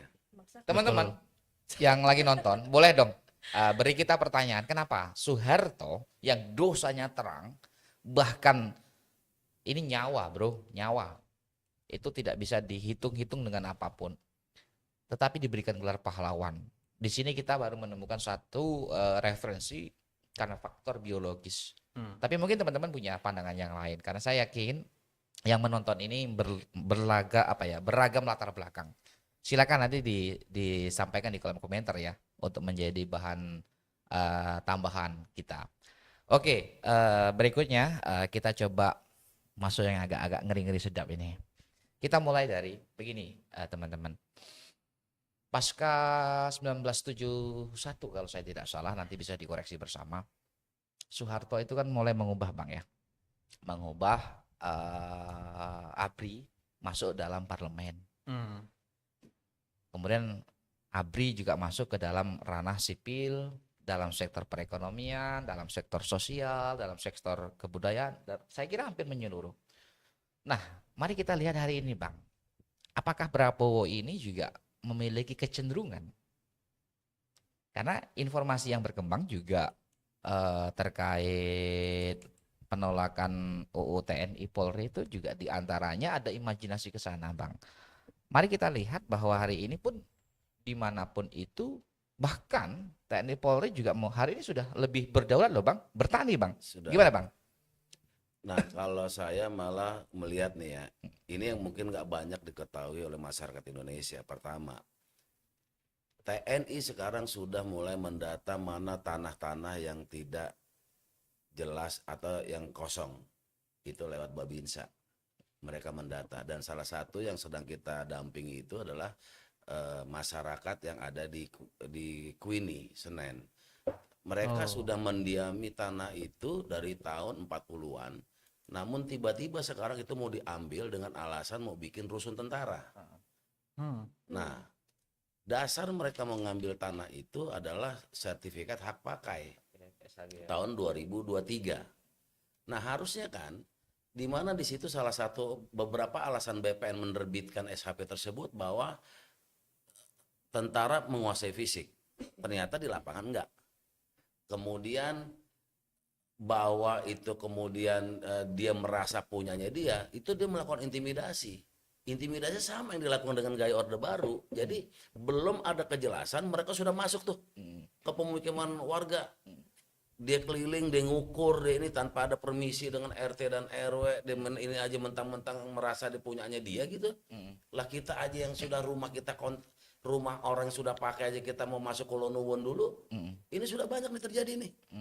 Belum lagi di daerah-daerah untuk mendirikan koperasi KMP itu tadi kan. Koperasi Desa Merah Putih. Sampai sekolah juga diambil. Iya. Lah itu kan udah di luar batas lah. Namanya pendidikan buat anak-anak kita sekolah, diambil hanya untuk itu atas nama tentara. Jangan dipakai lagi dong. Dulu kita menolak dui fungsi ABRI itu adalah supaya apa yang menjadi tugas mereka betul-betul terpisah, dijalankan. Kok malah sekarang jadi lebih begitu diulang lagi gitu loh. Dan represifnya itu sama gayanya, ditakut-takutin, intimidasi, gerombolan satu berapa orang langsung masuk ke pemukiman, jangan lagi lah. Tapi ada juga loh Bang, lahan yang disewakan atas nama milik negara dikuasai oleh TNI, nah itu disewakan tuh Bang. Ada yang kayak gitu tuh Bang. Jadi cara-cara Orde Baru itu sekarang udah mulai dilakukan lagi. Nah ini kan kita harus tolak nih, jangan lagi dong kayak gitu. Kita sudah reformasi, walaupun kita bilangnya revolusi kan, sudah kompromi nama reformasi, tapi diulang lagi. Ya jangan dong, jangan nanti menunggu kesabaran masyarakat atau kesabaran rakyat itu ada batasnya. Kita aja ada batasnya kesabarannya. Nah itu tadi kata teman-teman, apakah bisa terulang lagi? Bahkan lebih besar dari 98 ini. Dengan situasi sekarang nih.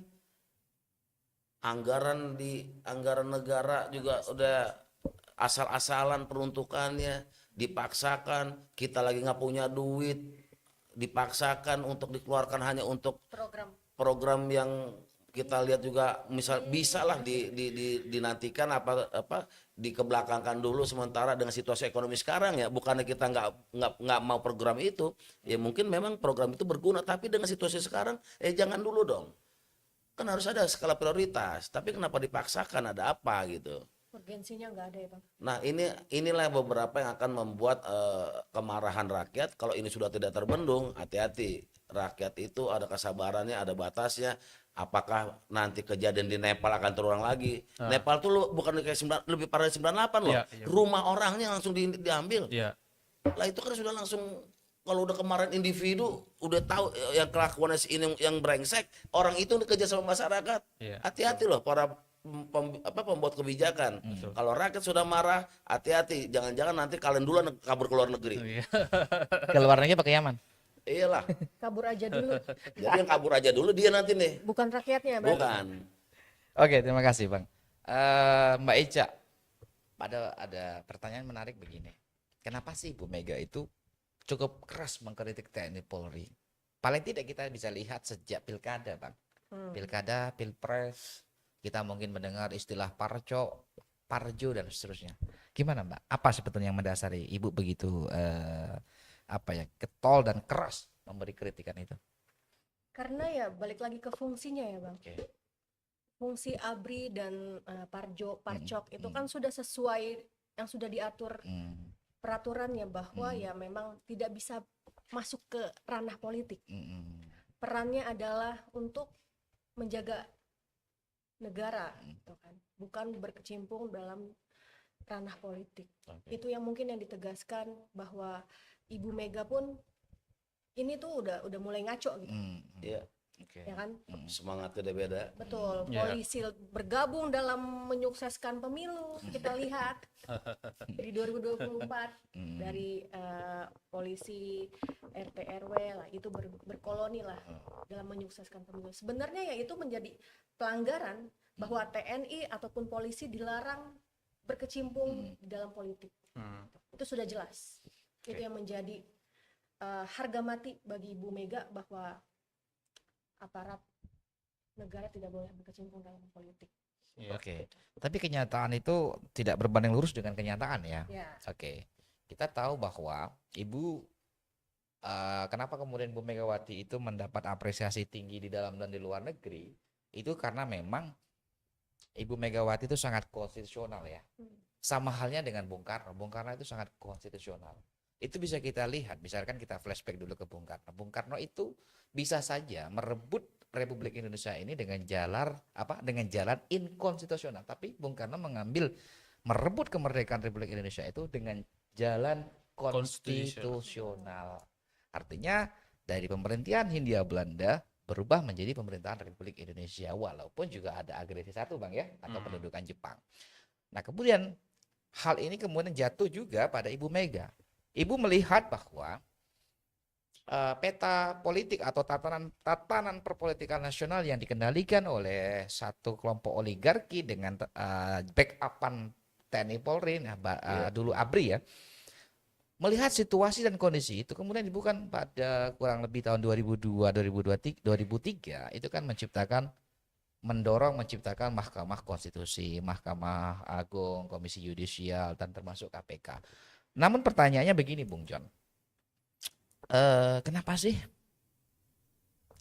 pelembagaan demokrasi sudah dibentuk, sudah didirikan, tetapi dalam pelaksanaannya, tadi sudah disinggung oleh Mbak Ica, TNI Polri juga hari ini tidak hanya berjalan dalam sektor ekonomi, sektor sosial, tapi juga masuk dalam sektor politik.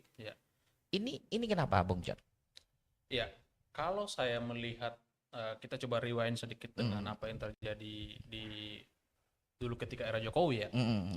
Jokowi itu dulu kalau kita melihat dia pernah mempopulerkan yang namanya Omnibus Law.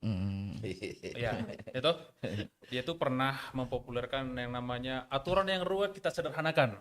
Betul tuh? Satu sisi itu betul. Investasi butuh itu. Tapi satu sisi, kalau impactnya ke TNI dan Polri ini, Polri itu bisa bertindak loh, apapun dengan alasan di bawah payung hukum. Jadi sebelum mereka bertindak, dibuat dulu undang-undangnya, dibuat dulu peraturan pemerintahnya. Kayak kemarin revisi undang-undang TNI. Syukur-syukur Polri udah belum ya? Menyusul. Reformasi Polri juga gak ada kabar. Iya kan? Nah, TNI sudah berjalan. Nah, saya melihat ada sebuah pola yang dijalankan oleh pemerintah kita saat ini adalah buatkan dulu payung hukumnya agar seolah-olah tindakan kita ke depan ini ilegal. Legal. Nah, tidak bisa dituntut hukum dan kita dilindungi oleh negara untuk melakukan apapun. Nah, ketika undang-undangnya sudah dibentuk, kan rakyat kan nggak bisa melawan. Kalaupun melawan, harus lewat proses hukum, jalur hukum. Dan itu tentu butuh energi yang besar, proses yang lama. Dan biasanya negara selalu menang melawan rakyat. Itu. Jadi ketika payung hukumnya sudah dibuat, kemudian Parcok dan Parjo itu tadi bermain di bawah payung hukum, kita nggak bisa melawan apa-apa. Kalaupun kita melawan dengan cara hukum, itu membutuhkan waktu yang sangat lama, energinya sangat lama. Bahkan hanya sedikit orang yang mau melawan itu. Betul. Jadi sebuah pola yang terlihat elegan tapi sangat luar biasa kotor belakangan ini. Dibuat seolah-olah ini di bawah konstitusi, di bawah undang-undang, di bawah peraturan pemerintah, bahkan ada perdanya juga. Tapi ini hanya untuk memayungi kalau kepentingan-kepentingan negara, kepentingan negara yang awalnya menabrak hukum, maka dibuatkanlah payung hukum untuk memfasilitasi keinginan-keinginan dari oligarki. Melegitimasi atas nama, ya. Makanya sekarang ada atas nama PSN. Siapa yang bisa melawan PSN? Itu. Nah, jadi nggak salah itu muncul film Pesta Babi itu. Itu muncul karena memang rakyat-rakyat di daerah itu mulai gerah dengan kelakuan dari aparat kita. Karena apa? Aparat kita juga mereka itu bergerak atas nama hukum. Nah, sementara satu sisi masyarakat adat melawannya pakai cara apa? Kalau dia hanya menyatakan itu tanah adat, ini dari dulu nenek moyang kami sudah ada di sini gitu. Itu agak sedikit lebih lemah dibandingkan dengan undang-undang yang baru dibuat oleh pemerintah sekarang. Itu. Jadi memang saya melihat pemerintah ini sengaja membangun kontradiksi antara pemerintah dengan terutama aparat dengan rakyatnya sendiri dalam ruang lingkup payung hukum. Jadi seolah-olah ini legal, padahal sebetulnya ilegal. Itu. Oke, thank you. Luar biasa. Teman-teman panitia ini ya pelit ya, masa kita nggak dikasih air ini? Boleh dong request minta air. Atau memang sekarang ini konsep bernegaranya sudah berubah ya, bukan negara untuk rakyat tapi negara untuk pemilik modal. Oh iya, Gimana tuh Bang? betul itu Bang. Lah konsep sebuah negara itu kan ada pemerintah, Ya. ada tanah, Ya, ada rakyat. ada rakyat. Nah, harusnya kan pemerintah ini kan sebagai pelaksana Ya. untuk mensejahterakan rakyatnya. Lah sekarang rakyat yang nggak sejahtera, malah sejahteranya ya yang segelintir orang tadi. Ada yang Iya. bilang juga Bang bahwa kekuasaan atau wilayah tertentu milik satu orang. Nah, Lah yang lagi viral ini sekarang tuh yang pesta-pesta itu Iya. gimana itu? Kan berbagi pesta itu. Kan, Bang. Kalau di track kan punya siapa itu semua. menyebut namanya aja serem itu. Yang lagi pesta tuh udah kalau orang pesta kan biasa ngundang-undang, ngajak-ngajak gitu ya, dibagi Iya, iya, makanannya, dibagi kuenya. Iya. Ini orang pesta tapi nggak diajak gitu loh, pesta sendiri. Iya. Milik satu orang. Jadi sampai kita akhirnya sampai pada satu pertanyaan. Sebetulnya yang terjadi di negara kita itu hari ini seperti apa? Kita ini mau berhaluan ke siapa? Ibaratnya kan masyarakat itu kan butuh imam Bang ya. Di dalam hal ini mungkin tokoh keagamaan, tokoh adat dan seterusnya. Mereka lah yang akhirnya menjadi payung bagi masyarakat untuk menjaga moralitas, untuk menjaga keagamaan, ekonomi dan seterusnya. Nah, hari ini Bang, sebetulnya Indonesia itu gimana sih kondisinya? Kalau gue melihat negara tidak lagi berfungsi sebagai negara. Kenapa? Artinya orang-orangnya. Orang ketika dikasih amanah memimpin sebuah negara, harusnya tujuan utamanya dia adalah mensejahterakan semua rakyatnya. Dan kemudian jangan pula kebijakan atau aturan yang tadi Bung John bilang, lu jangan ngutak-ngatik undang-undang cuman untuk melegalkan atau melegitimasi perbuatan jahat lu. Iya, iya. Kadang terjadi banyak sekarang begitu. Siapa yang mulai Bang? Kenapa? Siapa yang memulai itu? Konstitusi dilanggar. Ya itulah yang salah pilih lah waktu itu. Nah, artinya ini jangan terulang kembali. Dan juga masyarakat juga jangan lagi nanti takut nih, ini kan sekarang gayanya sama nih. Nanti ketika nanti kita memilih pemimpin ke depannya lagi, bukannya kita mau ini ya, tapi harusnya semua orang sudah mulai memberikan pendidikan politik lah. Karena politik itu sekarang kan jadinya antipati nih rakyat nih. Politik begini, jangan dong. Politik itu kan kalau dipergunakan untuk kesejahteraan kan bisa. Tapi politik juga bisa digunakan untuk menghancurkan. Nah sekarang politik digunakan untuk menghancurkan. Politik digunakan untuk nakut-nakutin rakyat. Politik digunakan untuk menghisap rakyat. Pajaknya terus yang digedein. Tapi kesejahteraannya nggak digedein. Nah itu yang salah dalam konsep bernegara gitu. Nah pilihlah nanti pemimpinnya yang memang benar-benar paham tentang konsep bernegara. Lo dipilih adalah untuk tugas lo adalah untuk mensejahterakan rakyat lo dan tanpa tebang pilih bahwa yang lebih diutamakan adalah rakyat yang kurang sejahtera. Itu fokusnya dulu dong. Yang kurang sejahtera disejahterain dong konsepnya. Jangan yang sudah sejahtera, duitnya 200-an triliun, pabriknya di mana-mana, perusahaan di mana-mana, justru itu yang difasilitasin. Iya. Hasim nih. Hah? Hasim nih. Apa? Hasim nih. Ya jangan dong. saja. Mau dibawa kemana sih harta segitu banyak kan gitu ya? Iya, masa kita diminta untuk very kuloso terus ya? Aduh, nggak apa-apa juga sih. Oke, Mbak Ica gimana melihat situasi kondisi hari ini? Tadi kayaknya apa ya? Sudah lelah sekali kita melihat semua peristiwa ini. Gimana Mbak Ica melihat situasi hari ini? Negara saat ini tidak baik-baik saja. Mm-mm. Kita lihat tidak adanya peran pemimpin yang baik untuk rakyat. Rakyat ini butuh seorang pemimpin yang bisa mengayomi, bisa mendengarkan aspirasi rakyat. Mm-mm. Tapi ya sudah berjalan hampir 2 tahun ya Bang. Mm-mm. Belum ada yang kemajuan signifikan. Bahwa rakyat nih diperhatikan nasibnya. Oke. Seperti itu sih. Tapi bagaimana kemudian kita sudah dipertontonkan dengan telanjang apa yang kita sebut normalisasi kekuasaan. Kita sebut saja putusan 90.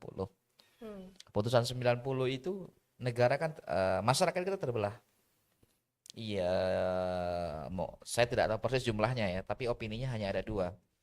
Itu yang pertama menolak putusan 90, yang kedua menuntut itu menjadi sebuah keputusan dengan dalil anak-anak muda juga bisa masuk dalam ranah kekuasaan. Nah, pertanyaannya bagaimana kemudian ketika konstitusi sudah kehilangan ruh dan marwahnya, terus kita mau percaya dengan siapa? Bagaimana memulihkan rasa kepercayaan itu? Utamanya terhadap Mahkamah Konstitusi atau beberapa lembaga yudikatif yang lain yang berkaitan dengan tata negara kita. Gimana Mbak Ica melihat proses recovery trust publik terhadap lembaga-lembaga ini? Sudah menjadi tugas kita Oke. bahwa menyuarakan kebenaran, Mm-mm. bahwa menyuarakan jalan yang lurus Mm-mm. untuk mendapatkan suatu pencapaian, Mm-mm. suatu Mm-mm. jabatan dalam suatu negara, yaitu adalah taat konstitusi yang sebagaimana Ibu Mega telah ajarkan dan menjadi Mm-mm. pemimpin yang taat konstitusi. Kan ini sudah terjadi peristiwa, sudah terjadi menabrak aturan MK, ngotak-ngatik, akhirnya menjadi sebuah fakta telanjang, dan itu ditonton semua rakyat Indonesia. Setidaknya walaupun tidak nonton langsung, itu mendengarkan desah-desuh kasus yang turun beronjong ke bawah. Namun dengan keadaan itu,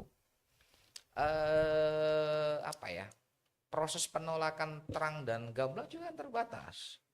Bahkan menjadi pertanyaan, walaupun ini sebetulnya kita juga nggak etis ya ketika harus membahas soal partai politik lain ya, Bung. Tapi karena ini juga menyangkut bahwa pilar demokrasi kita diantaranya adalah partai. Diantaranya partai. Ketika partai itu tidak memiliki apa yang kita sebut universal value ataupun national interest, kan menjadi polemik. Menjadi polemik. Apa national interest di sini? Tidak ada. Tidak ada national interest di sini. Seharusnya national interest itu di atas semua kepentingan partai dan yang lain-lain. Tetapi karena national interest di sini tidak ada, ini mungkin juga berkaitan dengan peta jalan demokrasi kita kan. Misalkan Orde Lama kita mengenang dengan istilah demokrasi terpimpin, Orde Baru Bung Harto itu mendefinisikan sebagai demokrasi Pancasila tertutup dan terbuka. Abang masih ingat tentunya. Namun pasca reformasi saya melihat tidak ada satu konsensus, Bang. Tidak ada satu konsensus berkaitan dengan demokrasi kita. Bung Karno itu sangat menolak yang namanya demokrasi liberal, Bang. Sangat menolak. Bahkan itu dibuktikan dengan ketika Bung Karno berkunjung di Amerika. Bung Karno mana? Ini kan foto simbol, Bang. Ini kan foto simbol. Perlawanan Bung Karno terhadap budaya asing, karena kita punya yang namanya primordial kultur, kita punya wisdom kultur. Nah, dengan kondisi seperti hari ini, kita hampir nggak tahu mana imam, mana makmum, mana pemimpin, mana rakyat. Ini bingung, Bang. Untuk mengembalikan lagi tatanan yang ideal, tatanan yang seharusnya, mau gimana? Dengan situasi hari ini 80% Kim Plus itu di dalam pemerintahan. Dan sipil terbatas, Bang, yang menjadi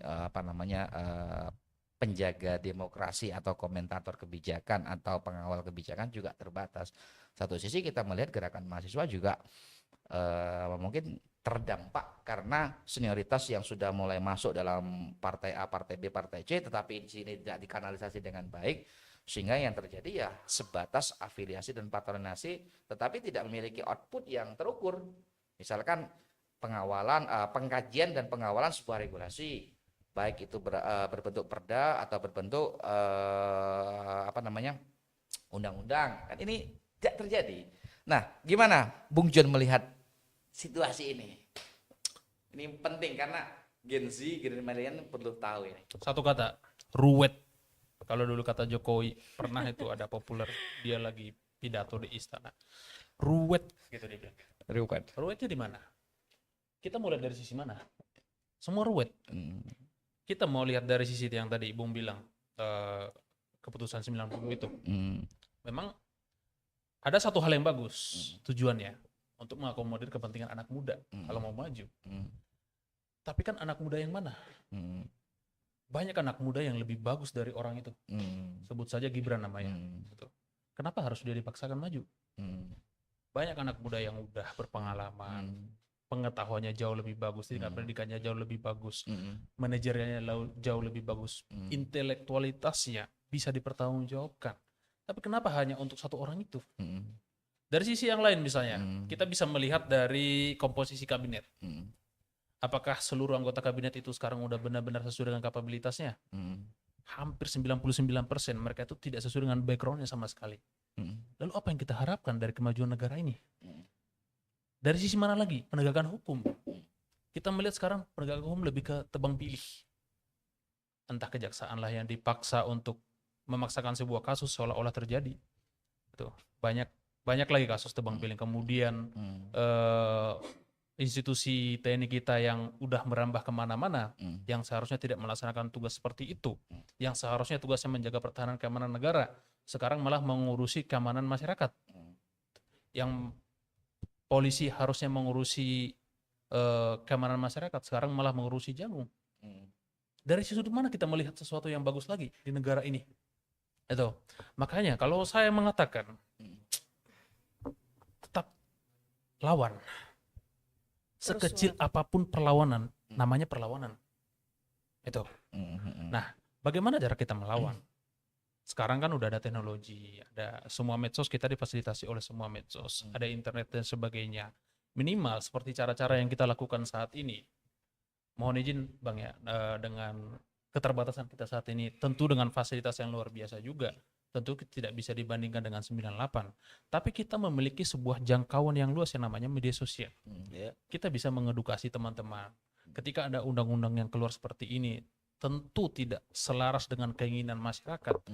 Kita bisa menjelaskan, oh undang-undang ini bertentangan loh dengan kepentingan masyarakat banyak.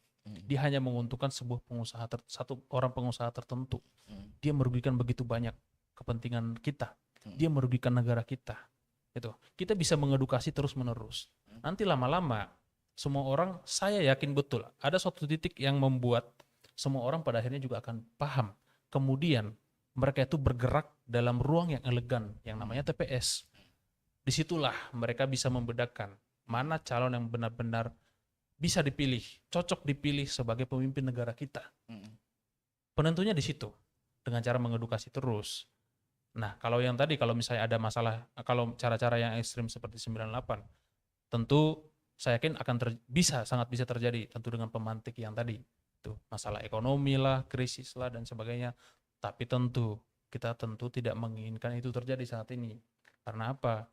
Ya kita juga kasihan sama seluruh masyarakat kelas menengah ke bawah, orang-orang yang di PHK hari ini, orang-orang yang sedang mencari kerja hari ini nggak dapat, orang-orang yang baru lulus kuliah bingung mau ngapain.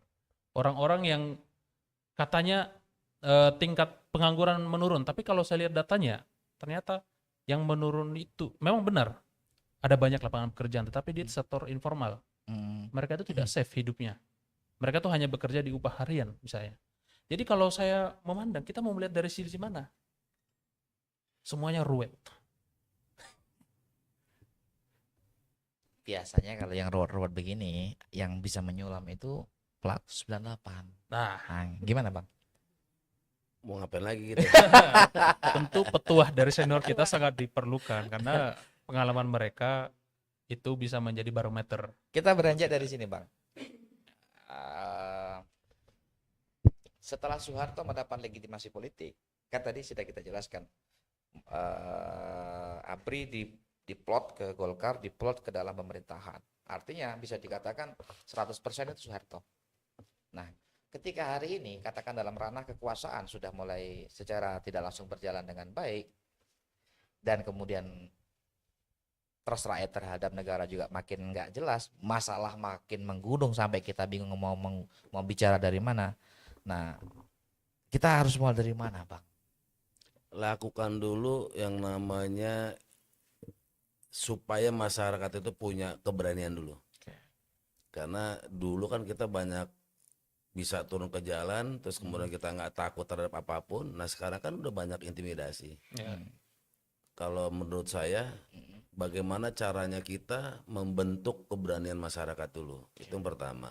Karena kalau masyarakat sudah berani, di luar konteks dia tadi yang lapar, terus kemudian yang tadi dia tidak mendapatkan pekerjaan, situasi itu sudah terjadi, tapi kan nggak berani, mau ngapain?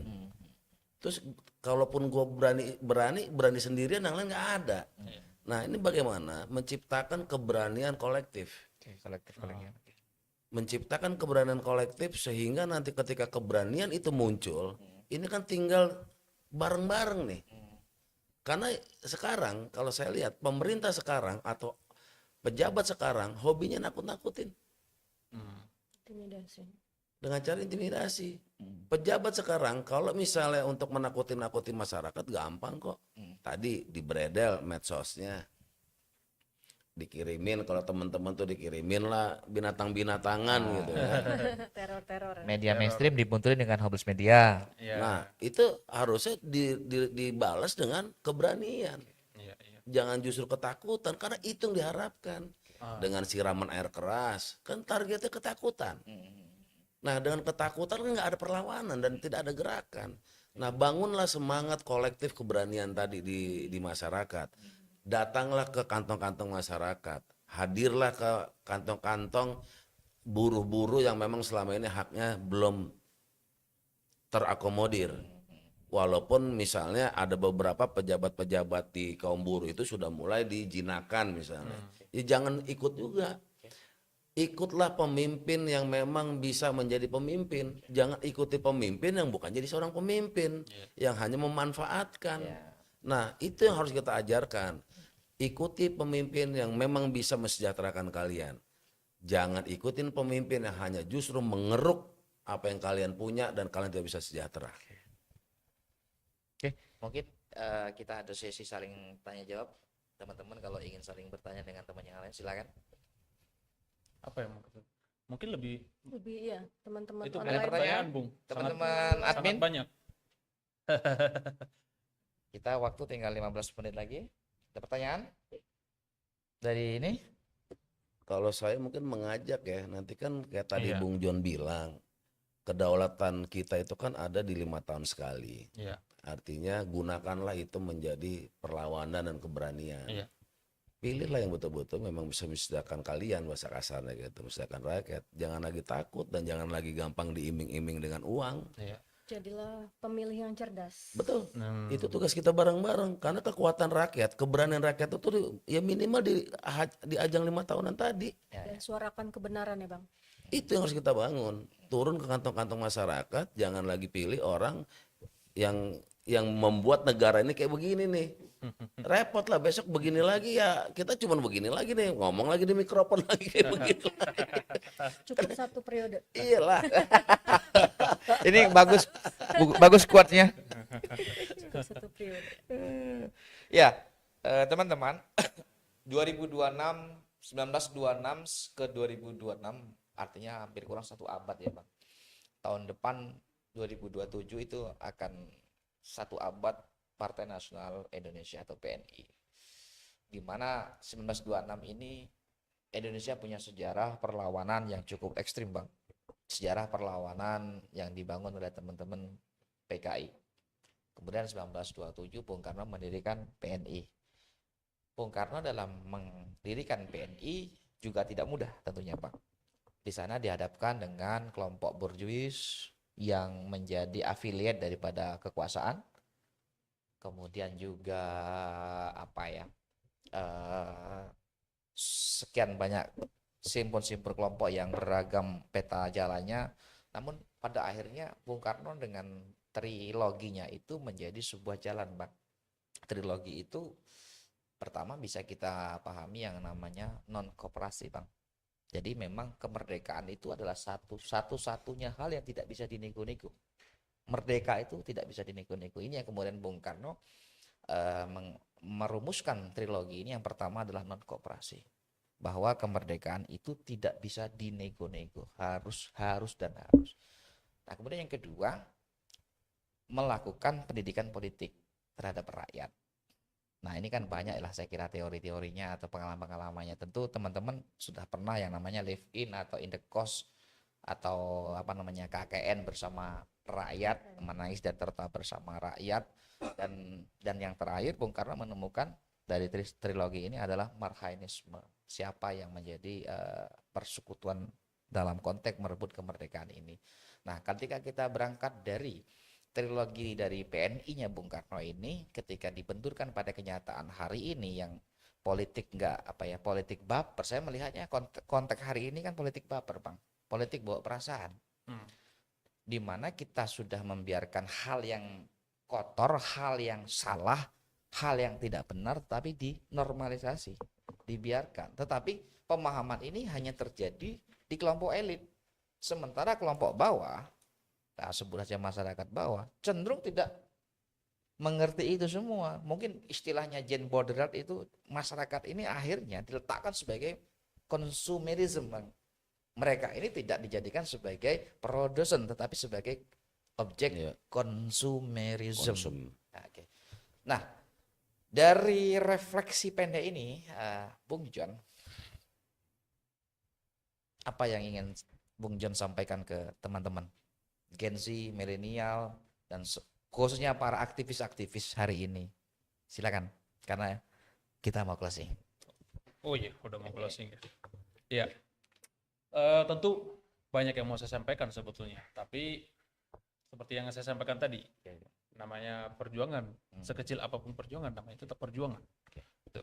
Gunakan semua sumber daya kita untuk mengekspresikan apa yang kita ketahui, apa yang kita bisa sampaikan ke orang lain, apa yang kita anggap salah, kemudian menjadi sesuatu yang bisa mempengaruhi orang-orang, agar orang-orang ini bisa berubah minimal pola pikirnya. Gitu.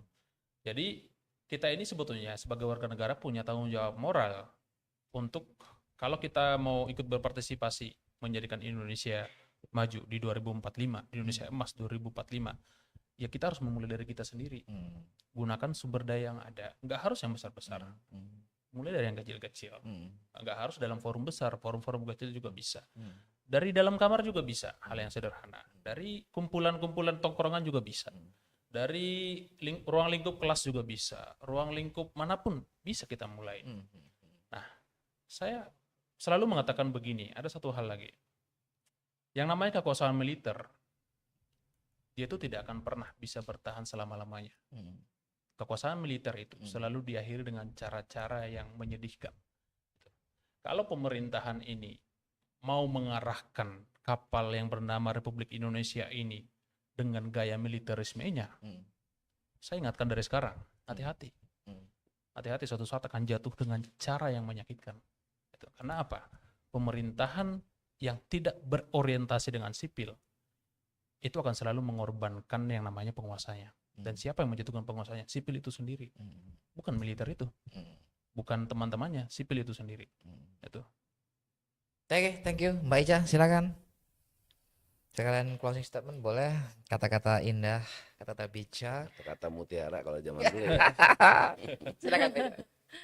Jadilah pemilih yang cerdas, tegakkan keadilan dan peradaban dimulai dari rahim perempuan untuk menegakkan keadilan. Pantare, pantare, pantare. Yeay. BTW artinya pantare itu apa sih? Aku penasaran deh. Aku belum tahu sama sekali. Jelasin dong, Jelasin Kak dulu, Ica. Apa ya? Biar Apa ya? audiens juga Apa ya? tahu. Serius aku nggak tahu sama sekali. Coba nanti kita tanyakan Pantare. ke audiens ya. Siapa tahu ada yang tahu nih. Pantare.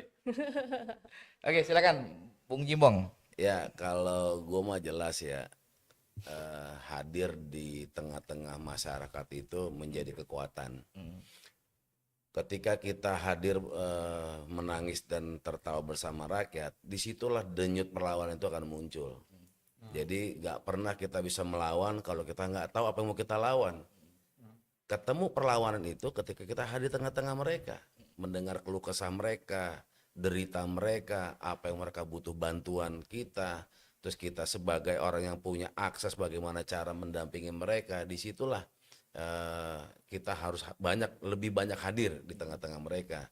Kalau dulu kita pakai selebaran untuk menyampaikan apa yang menjadi ide dan gagasan, sekarang gunakanlah media sosial. Iya. Gunakan media sosial untuk memberikan apa yang menjadi pemahaman sehingga mereka tahu apa yang harus dilawan. Karena saat ini rakyat juga butuh orang yang bisa menjadi pemimpin mereka. Orang yang bisa menjadi guidance mereka untuk melawan. Dan tadi yang namanya pemimpin pasti butuh pengorbanan. Ketika teman-teman atau kita bisa hadir menjadi pemimpin rakyat, nggak usah takut. Kalau tadi bahasanya adalah konsekuensinya, kalau kita di zaman mahasiswa belenggu di tangan kiri, penjara di tangan kanan, itu sebuah konsekuensi dalam sebuah memperjuangkan nilai-nilai perjuangan. Dan intimidasi itu pasti akan hadir kepada diri kita baik sekarang ataupun nanti.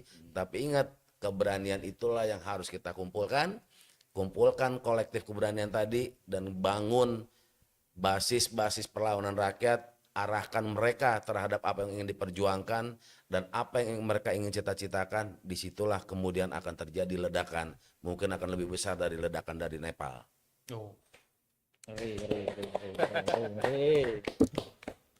Oke, kawan-kawan semua, saya kira pembicaraan kita mulai dari cara Soeharto berkuasa, dosa-dosa Soeharto, hingga kondisi hari ini sudah kita cukupkan dulu karena mengingat waktu sangat terbatas.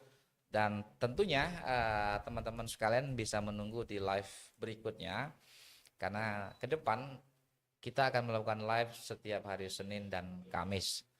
Inti yang dapat kami sampaikan adalah jangan lelah berjuang karena mencintai NKRI tiada batasnya. Terima kasih Bung Jimbong, terima kasih Mbak Ica, terima kasih Bung kasih, John. Pak. Sebelum kita tutup, mari kita bagikan salam nasional kita. Merdeka! Merdeka! Merdeka! Merdeka! Merdeka! Merdeka! Saya memutuskan untuk menyatakan berhenti dari jabatan saya sebagai Presiden Republik Indonesia